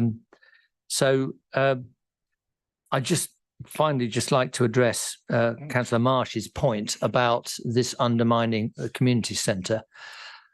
I go to a supermarket for my main shop, but I'm always forgetting things. And it's that a local community centres for. Plus, I think meeting places. It's meeting places that are most need. We lack the social centre in so many of our developments. Here we are with Newbury Racecourse. There's still nothing that you could call a social community centre. And I think for quite a few years from the start of development of Sandalford, Newbury College and the little group of buildings round there, the pub, even if LD didn't go forward, we have a community centre ready-made in the college. It's got its own little local store. So I think this is a good location for Aldi in the longer term. I think also the whole scheme is something we should be supporting. My only concern, I think, has been alleviated with, but I won't propose at this stage. But that's my view on it, having looked at it very closely over the years. Thank you, Councillor Vickers. Next, Councillor Amitharaj, then Councillor Hooker. Thank you, Chairman. Yeah, so I'll start by saying, like, I acknowledge the housing needs and fairly supporting of this housing development coming at the site. But I have asked questions to clarify things which I think is a concern still. And I'll separate them out if you allow me to do that. Number one is the residential one. We've seen it a number of times. I think Councillor Williston has mentioned the North Newbury site, which is in my ward, and the other application we looked at a couple of planning meeting that the public spaces and open spaces and roads are not adopted, and this causes great concern or distress to the residents. We are looking at an application where 75 houses are going to be built and the residents are not here, and we are representing those residents. We need to be very careful in determining this application on behalf of them, and we have to assume that those residents would come to us for any concerns. One of them, which is we are dealing it at that very moment now with the North Newbury, is the development site, open spaces have been given to a development company, a private company, and they are charging at their own will an exorbitant amount in addition to the council tax, whatever they feel. There is no way council is able to intervene. And I'm very much concerned in this application, it's left out to the later stages where it is up to the applicant to determine, okay, they may come and say like, oh, we are not happy and with giving over the land. So I feel in the interest of the residents, future residents, we should put a condition to say the public open spaces and the roads are going to be transferred to the West Berkshire Council. The reason I asked the question to Councillor Councillor Drummond is Parish Council is no way ready to take over. So we as West Berkshire Council, we need to make sure that the care of the residents is taken care, and we should put a condition to make sure that the public open spaces is taken over at this stage itself, and it's not left out to the later part. Then number two, I want to highlight, I will come up in the conditions when we are discussing is, the main concern, other concern I have is, what Councillor Marsh has mentioned is, do we need a food store of this size with 128 parking spaces? The reason I asked the question was even with the our own survey, only half of the ones was going to be used. So do we really need this much of a store with a lot of parking spaces unused at this time when that site can be used for much housing? So I would be more than welcome to support this application when that site is used for more housing instead of a site with a food store with half of the site for parking space is not going to be used at all. So we need to carefully consider whether there is a need for the food store with that kind of size is needed at all. And the reason for me asking about the net zero thing is, it's one good thing to say that we will aim to achieve, but if there is no condition associated with a net zero achievement, there is no guarantee that it will be achieved. And the heat pump one, I've done some research.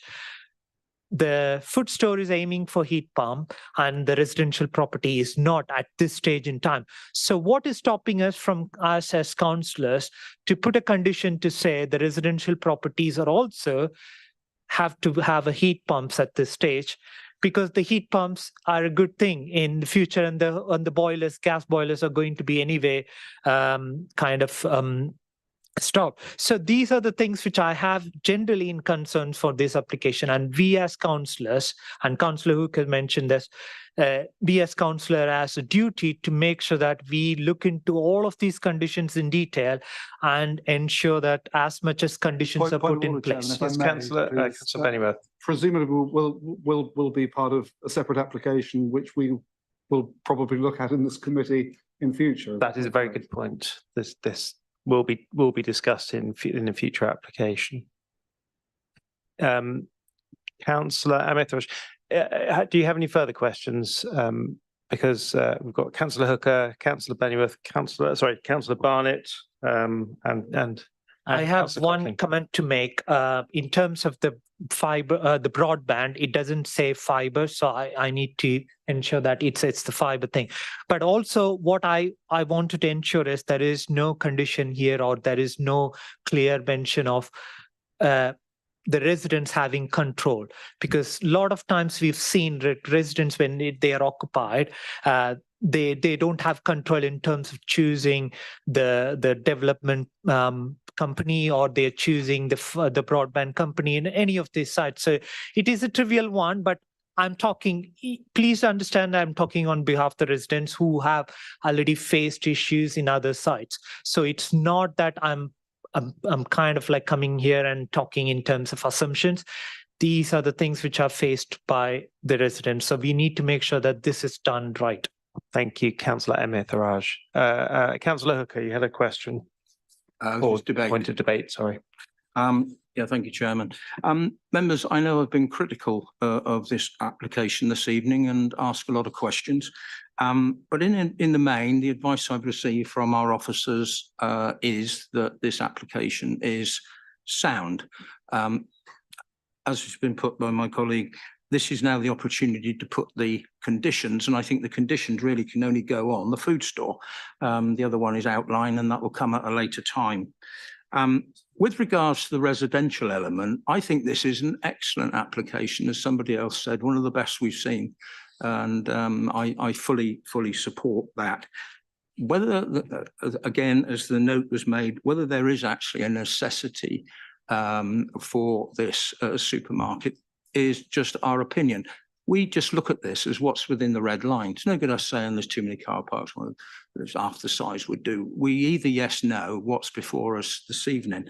And with regards to Councillor Vickers' comment, oh, it would be handy to pop in if I forgot shopping down from my other supermarket, I think one might say, well, 1,800 square metres is a bit over the top when a corner shop would do for bits and pieces, a box of matches and some fags. The traffic solving is going to be a very expensive solution and to deliver, that is slightly an embarrassment. This is sort of the elephant in the room. We're going to get the estate, we're going to get the supermarket, but there's an on cost here, massive on cost of sorting the traffic situation out, which has got to happen. But having said that and shown all my concerns, I am supportive of this application. Thank you, Chairman. Thank you, Councillor Hooker. Councillor Barnett, Councillor Bennyworth, Councillor Wollaston, Councillor Codling. Okay. Thank you, Chairman. Like Councillor Hooker, I did have slight reservation at some stage on this particular application. Having said that, this hybrid application covers a large number of areas which not only myself, but obviously other members have a great interest in. And some of the points that my main concern was obviously traffic movements. And to be fair, I've been very much taken back by the comments that Paul Goddard made tonight in relationship to proposals which could mitigate some of the concerns that some members, and especially myself, had in relationship to these traffic movements. And I'll have to say that I did have early indication on these proposals some time ago. But on top of that, we've got to recognise, and I think the comment's just been made, it's going to deliver a certain amount of mixed housing, which we are always eagerly trying to obtain as members for the community.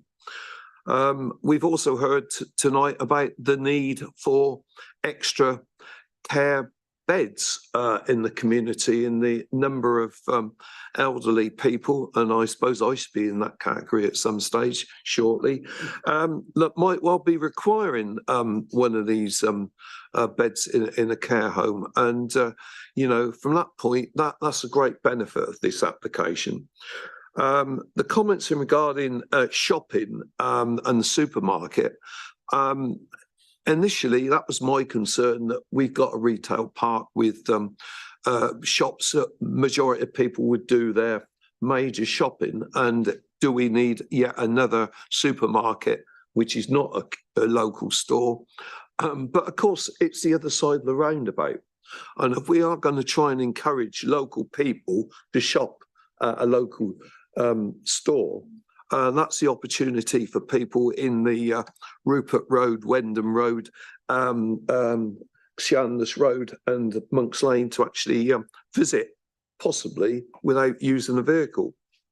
So overall, I'm totally supportive of it, and I'm very much taken back by the comments that have been made by the college tonight, because I do feel that it's very important that we must make sure that a local facility is supported, and this is a great opportunity to support it.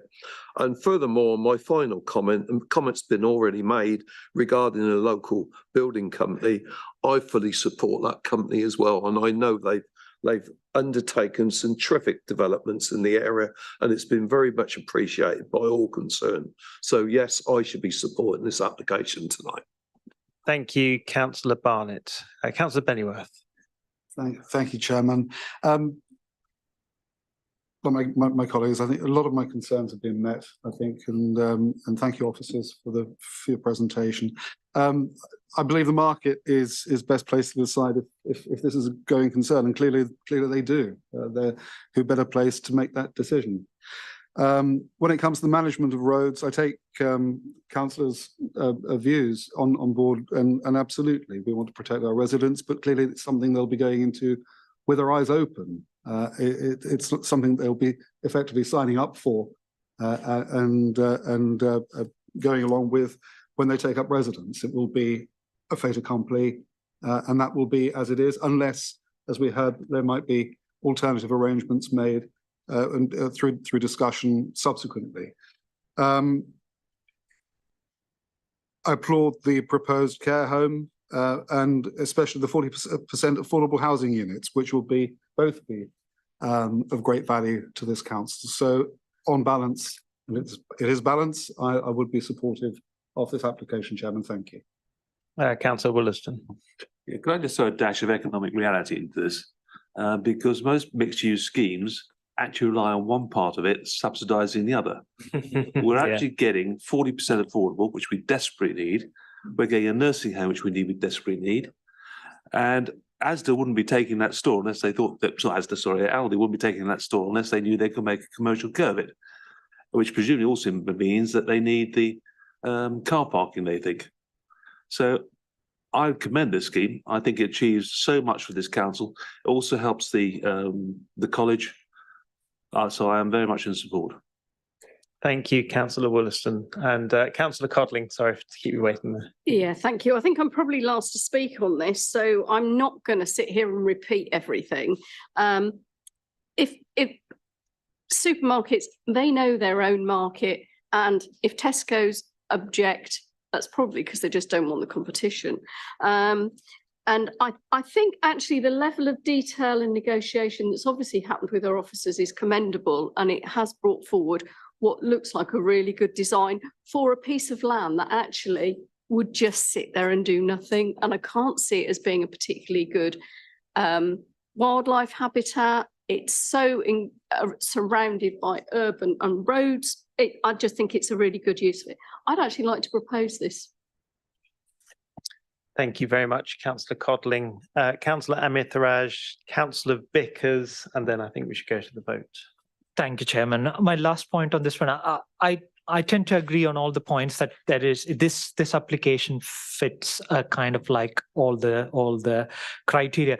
But are we missing a clear point that by approving this and kind of like on a benchmark we are creating, that there could be an application for homes and hospice and the retail sector providing jobs, but the future residents are at the mercy of the private landlord.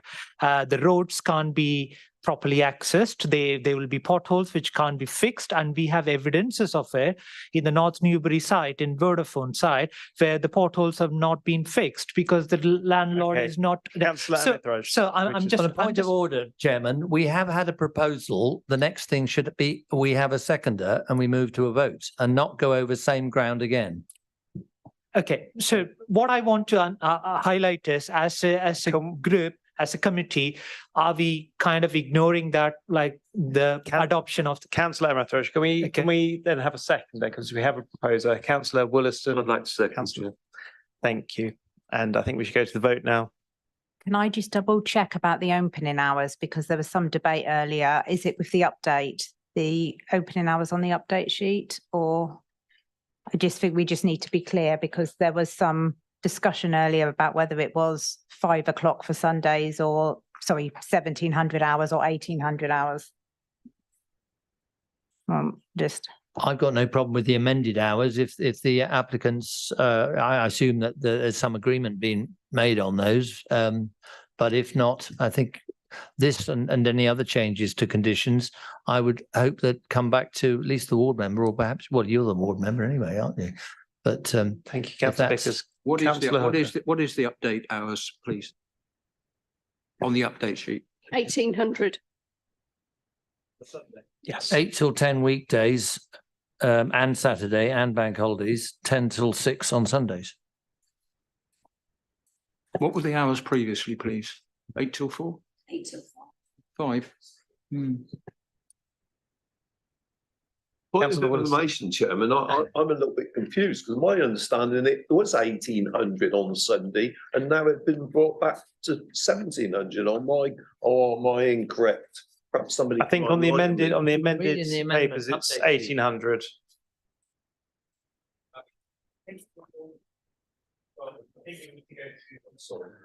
Just one thing, maybe Mr. Till can remind us whether there was any conditions actually being, a lot of were suggested conditions, but were any actually accepted?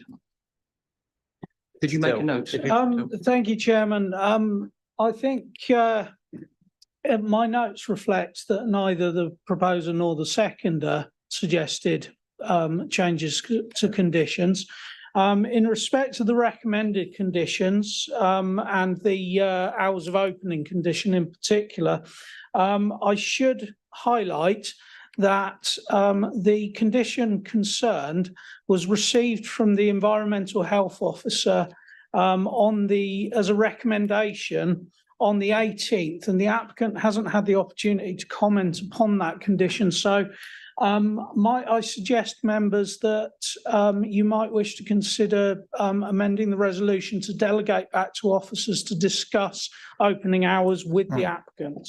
Yeah, I would be content with that as the proposal. Thank you. Thank you, Councillor Codling. We have a second there, Councillor Wollaston. Yeah, could I just raise up again conditions there? Could we either put a condition in that we do want to see the road adopted, and we want to see the play area? Well, that's why I asked the question. Has to be done before the as an vote. alternative, could we give a clear indication that's what would be our preference, and deal with that on the detail? Yeah, that is exactly, sorry, Chairman, that is exactly what I wanted to on this one. So we put a condition, and if we as a committee are open for that, then I would be willing to support, because I don't want to be opposing this in general, but I can't support this without that condition. Thank you, Councillor Amithrosh. I ask advice there from Mrs. Armour, the fact that we've had a proposer and seconder, and we really ought to confirm what the conditions were before we had those. It's difficult to add them I after think we that. do need to confirm what the conditions are, and Mr. Goddard might be best placed to say about the section 38, but the position is we've got no policy basis to enforce adoption. So obviously, as it said in the agenda, Mr. Goddard has said he's working on that policy, but at the moment we don't have any policy to require that. No. So sorry, Chairman.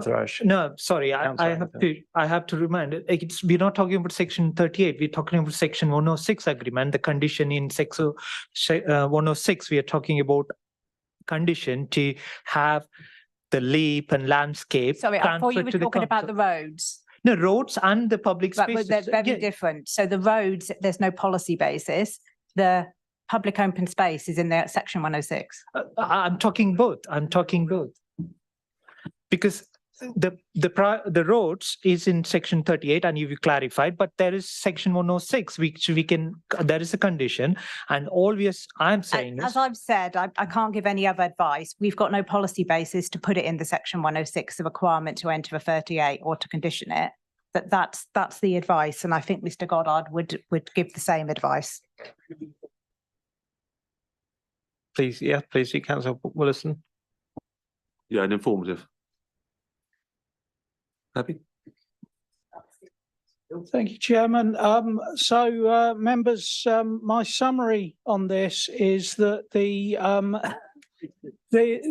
heads of terms for the legal agreement remain as proposed in your agenda pack, which include, for Councillor Amir-Thraj's benefit, and I'll reiterate, the option for the council to enter into discussions to take on the open space management, and the conditions remain as per the agenda pack, with the updates in tonight's update sheet, plus delegation back of the condition regarding opening hours to officers to enter into discussions with the applicant regarding opening hours. Mr. Goddard. If I may, Chairman, I strongly support where Councillor Amir-Thraj is coming from about having roads adopted. We do have a design guide, a local design guide that is nearing publication and adoption. It's not there yet for this meeting, that basically encourages all developers to enter into a section 38 agreement to have the roads adopted in more than 5 houses, access roads serving more than 5 houses. And I know why you're asking this from the experience at North Newbury. At the moment, the policy is not adopted, but we've heard from the developer tonight that they will work with us to seek to get those roads adopted. And obviously for future developments when they come to this committee, I'm hope that policy will be in place. It will be easier to get developers to enter into section 38 agreements. But I also do defer to advice from planning and legal officers. Highways adoptions are separate laws to the Town and Country Planning Act. Section 38 is under the Highways Act 1980. And I'm often advised by planning and legal colleagues and planning inspectors that you can't really use the Town and Country Planning Act when there's other legislation in place, such as the Highways Act 1980.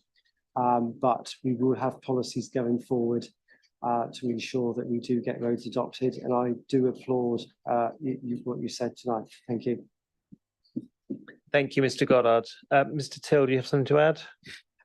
Chairman, with apologies for again derailing the resolution, but to add to the summary that I gave a few moments ago, also an informative regarding the applicant entering into discussions with the council regarding the adoption of the college access road and the roads on the site.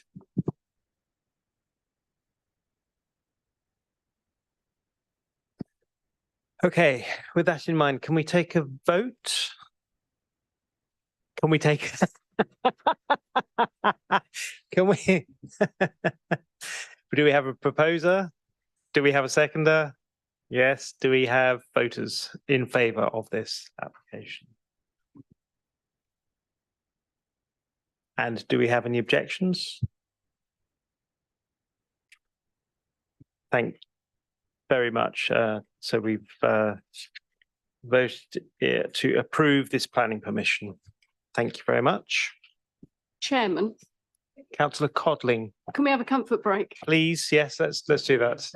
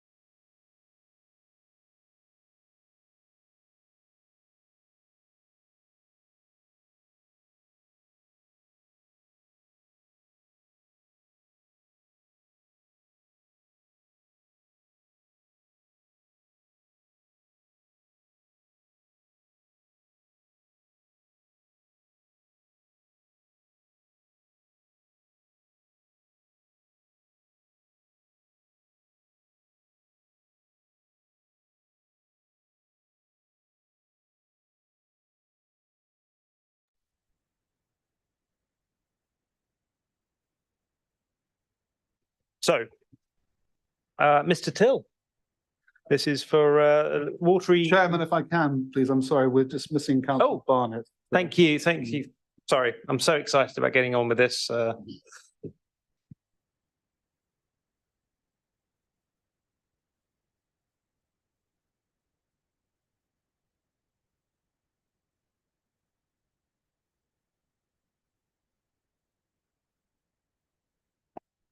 Speedy response. Thank you, Councillor Barnett.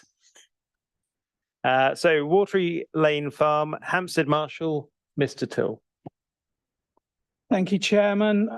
This proposal is for a temporary dwelling for a rural worker.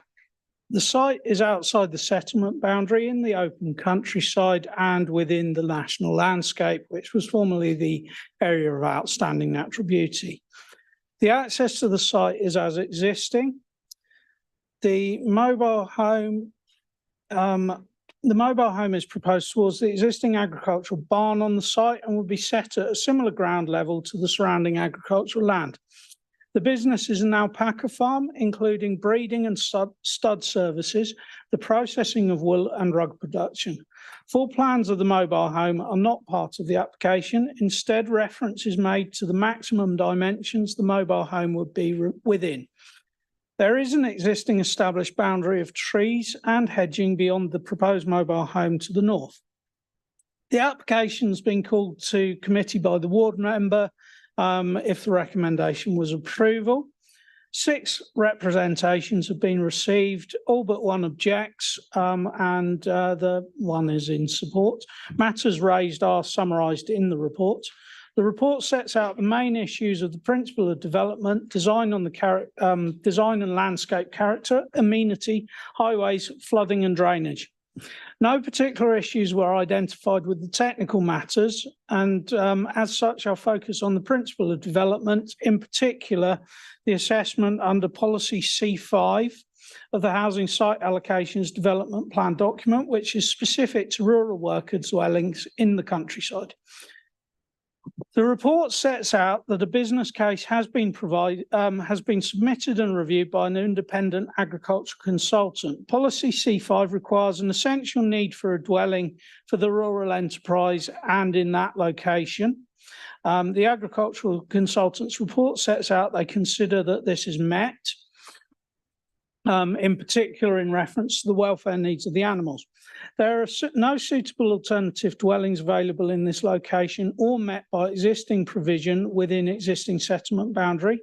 The report and the appended planning inspector's appeal decision sets out that 2 unauthorised flats were created within the adjacent barn, and the appeal decision required that the bathroom and kitchen facilities within them were removed. This has been undertaken and confirmed by the case officer and myself. The agricultural consultant's report sets out their findings that this test is met, and the update sheet notes further the review of this following the committee site visit with the same conclusion. Apologies.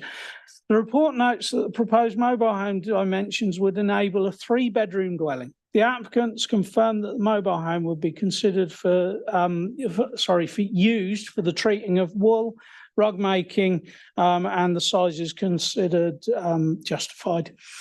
The next requirement is that the business is financially viable to justify temporary accommodation.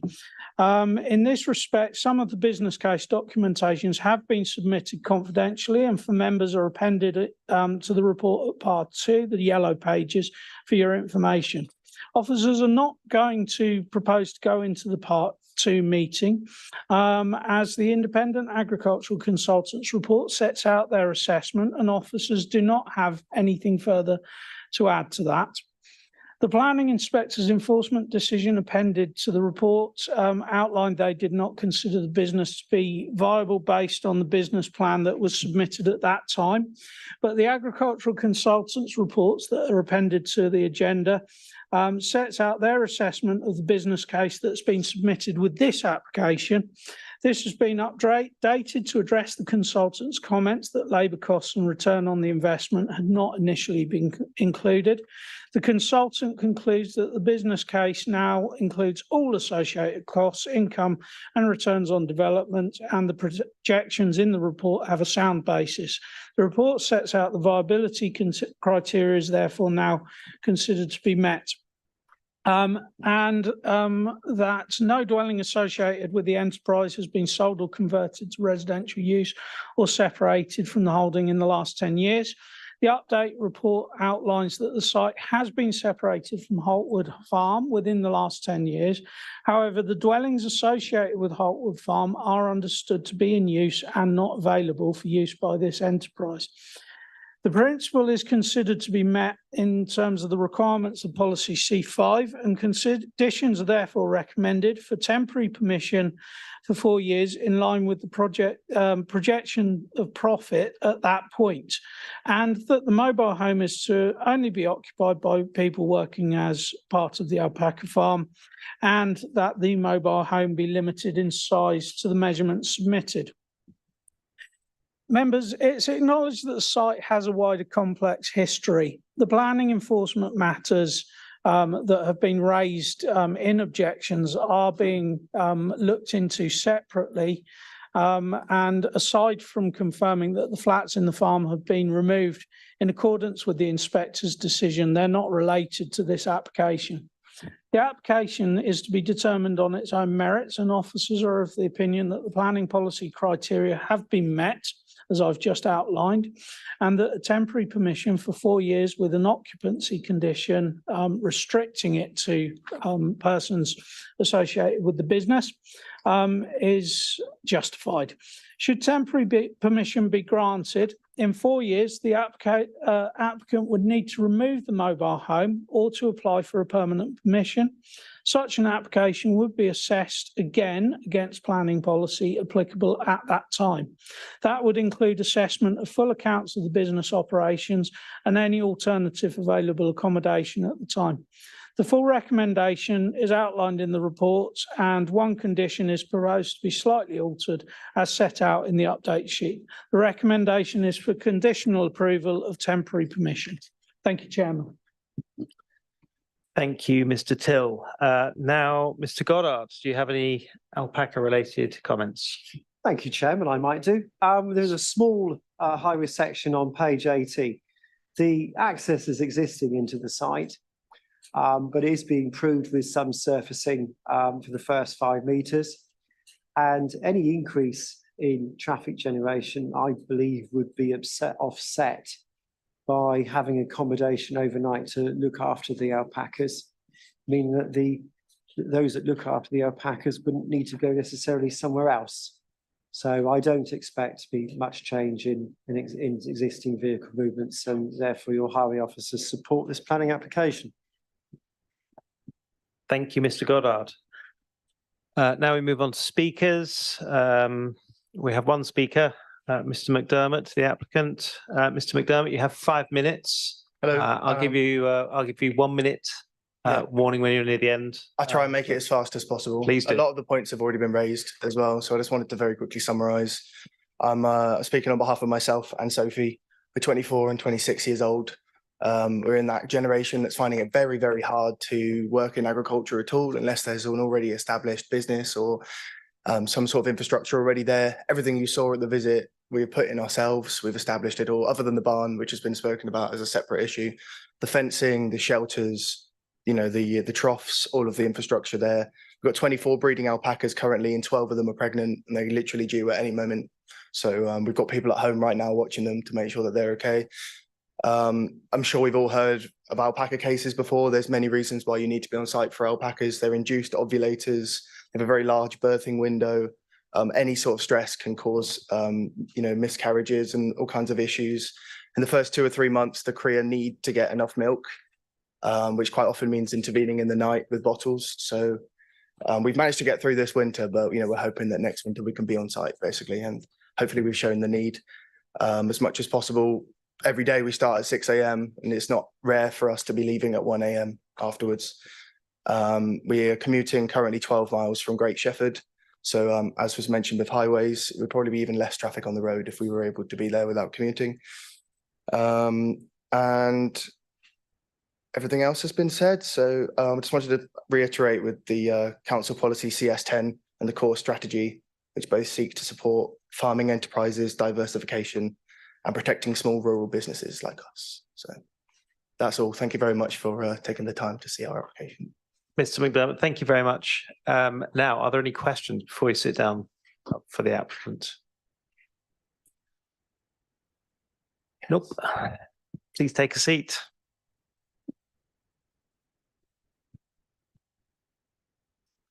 Okay, are there any questions for officers?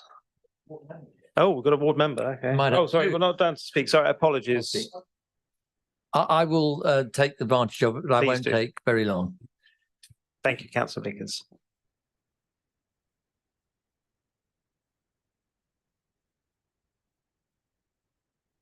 Again, I called this in, and the reason for calling, I'll read out.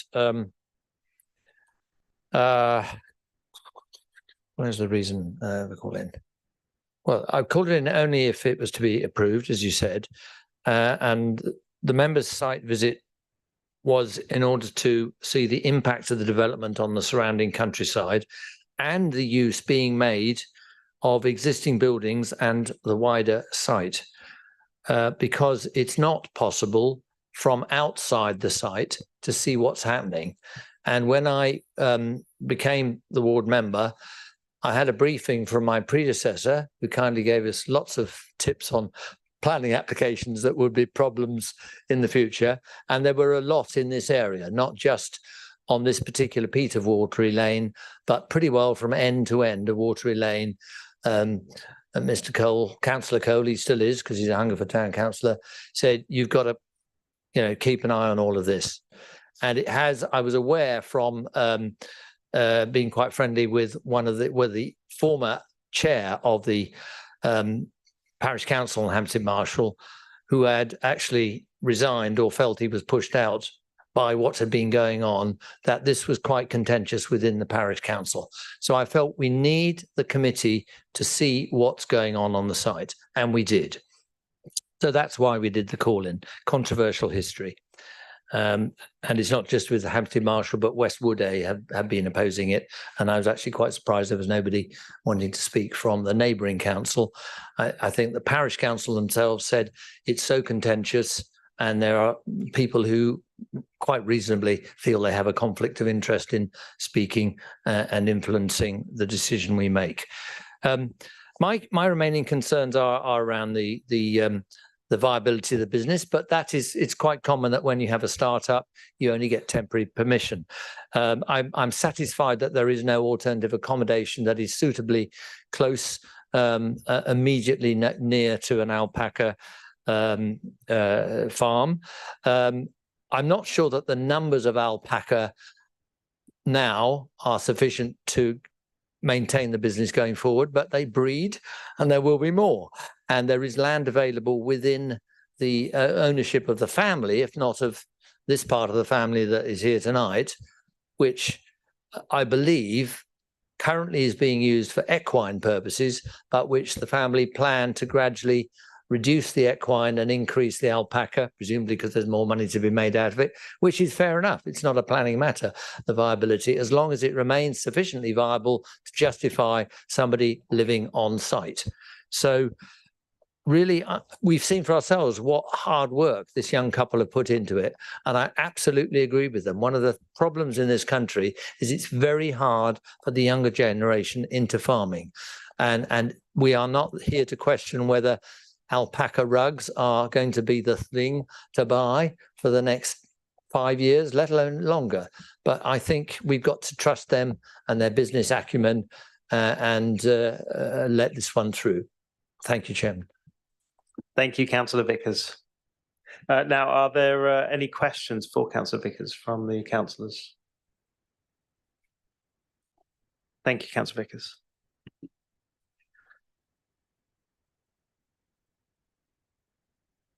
Okay, are there any questions for officers now?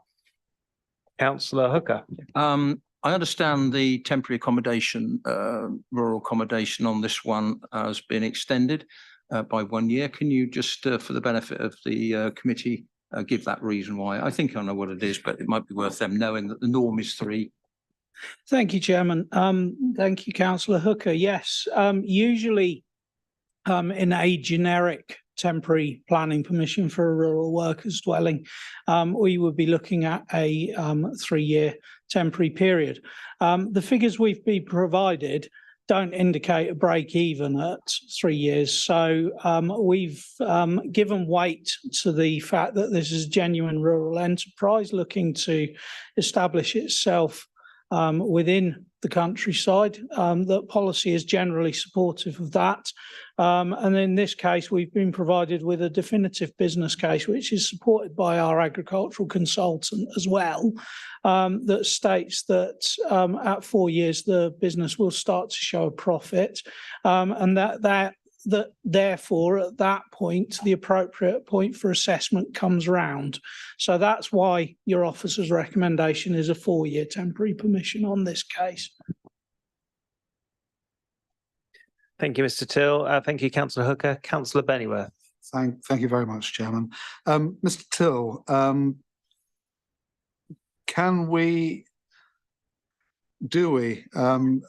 do you view this in light of the business incorporating a barn which is currently not lawful? Thank you, Chairman. My question. The enforcement matters are separate from this application. The application initially posed some challenges for officers considering it, in that there was initially some of the accommodation within that barn, some of the unauthorised residential accommodation that was subject to the enforcement notice.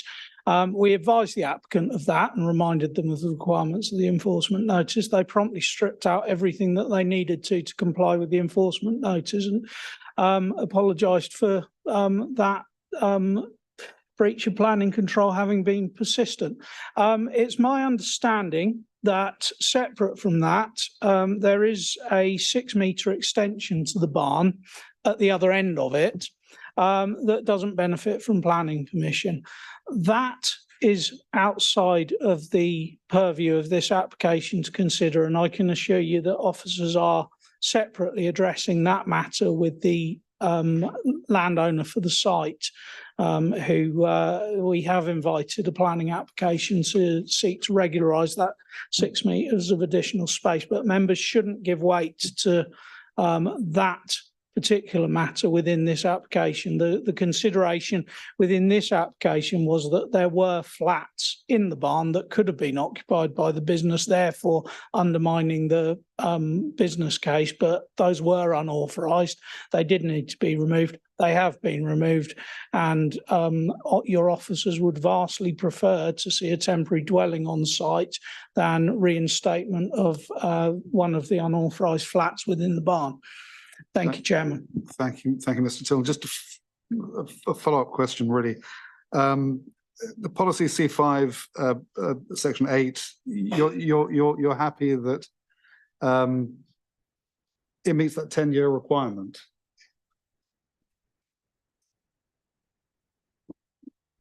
Thank you, Chairman. I'll just have to go back to my presentation because I somewhat skimmed over that quite quickly, didn't I? So update report outlines that the site has been separated from Holtwood Farm within the last 10 years. However, none of the dwellings that were allowed on Holtwood Farm are available to this business. Therefore, it does meet with the tests under that part of the policy. Okay, thank you very much. And finally, the testing the market to see if alternative accommodation is available, existing bricks and mortar available. You're content again that there's nothing. Thank you, Chairman. We are satisfied with the marketing exercise, the market research exercise that has been carried out to support the application as well, yes. Thank you very much. Thank you. Thank you, Councillor Bennyworth. I think we've got 10 minutes before 10 o'clock. I'm hoping we can wrap this up before 10 o'clock, but if it comes to it, we may have to make a vote, take a vote at 5 minutes to. So just bear that in mind. Councillor Amitharaj. Sorry, are we entering into the debate? Unless there are any further questions for officers. Nope. Let's please do. Let's enter into Thank you, debate. Chairman. I just want to reiterate, I agree with Councillor Vickers' points and others that the site visit was very useful. It was worth it to go and visit the site, and I'm satisfied by the explanation of the officers during that time, and looking at the accommodation which will come. It won't overlook the other side, the neighbouring sites. There was no impediment on that one, and I think the need for having a temporary accommodation is very important because considering the animals' welfare. So I would be very happy to propose to support this, and if you allow me, I can propose that one. So very happy to support this. Well, that was a very quick debate. Councillor Wollaston. Thank you, Councillor. I just want to say how I admire you two for what you're achieving and what your ambition is, and to second the proposal. Fantastic. Councillor Amitharaj, thank you very much for proposing. Councillor Wollaston, thank you very much for seconding the application. Councillor Bennyworth. Thank you, Chairman. I know you want to wrap this up and put it to vote, and before the witching hour is upon us. As a fellow ward member of Councillor Vickers, this has been a troubled site, and has given great cause for concern in the village.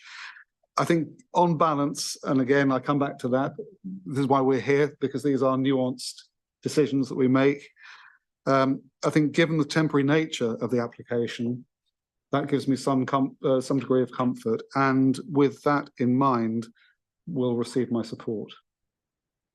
Thank you. Councillor Vickers. You just indulge me before we go to the votes. I think you've got a motion for you, which has been seconded, so you should go to the vote. But just touching on the wider issues, if I may, enforcement is something that is of great concern to myself, and it is linked in with the way the planning system is regarded by the public. So I just want people who might be listening in or who are in the room to rest assured that the other issues that have occurred in this part of this parish and throughout the ward and beyond are very much on my, I'm very much on the case, and you will be hearing more about the review of enforcement that is imminent.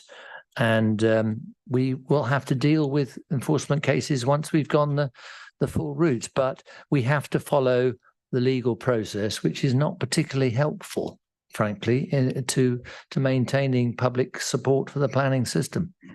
And I will be, on balance, supporting the application. Thank you, Councillor Vickers. Perhaps we can take a vote on that now. Can we, all those in favour?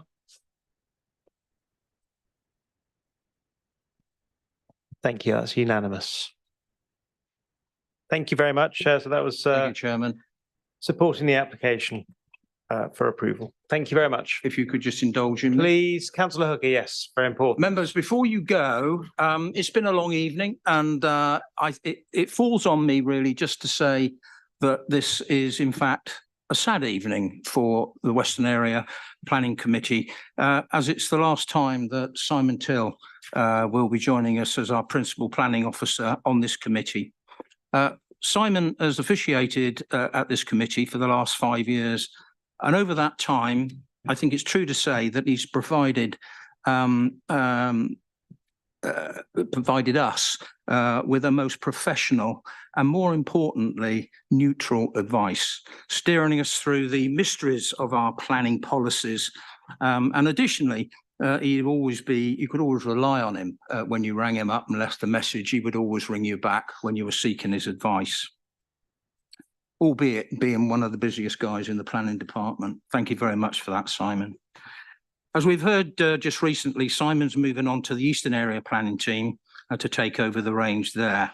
And on behalf of the members of this committee, including those past chairmen present here this evening, of myself and Councillor Bennyworth and Councillor Abbs, who sends his apologies tonight, and our current chairman and all the other members, we'd like to take this opportunity to thank you, Simon, for the years of your dedication and commitment to this committee over those last 5 years. And we wish you well in your new post and your time on our sister planning committee in the east of the region. So, Simon, thank you very much.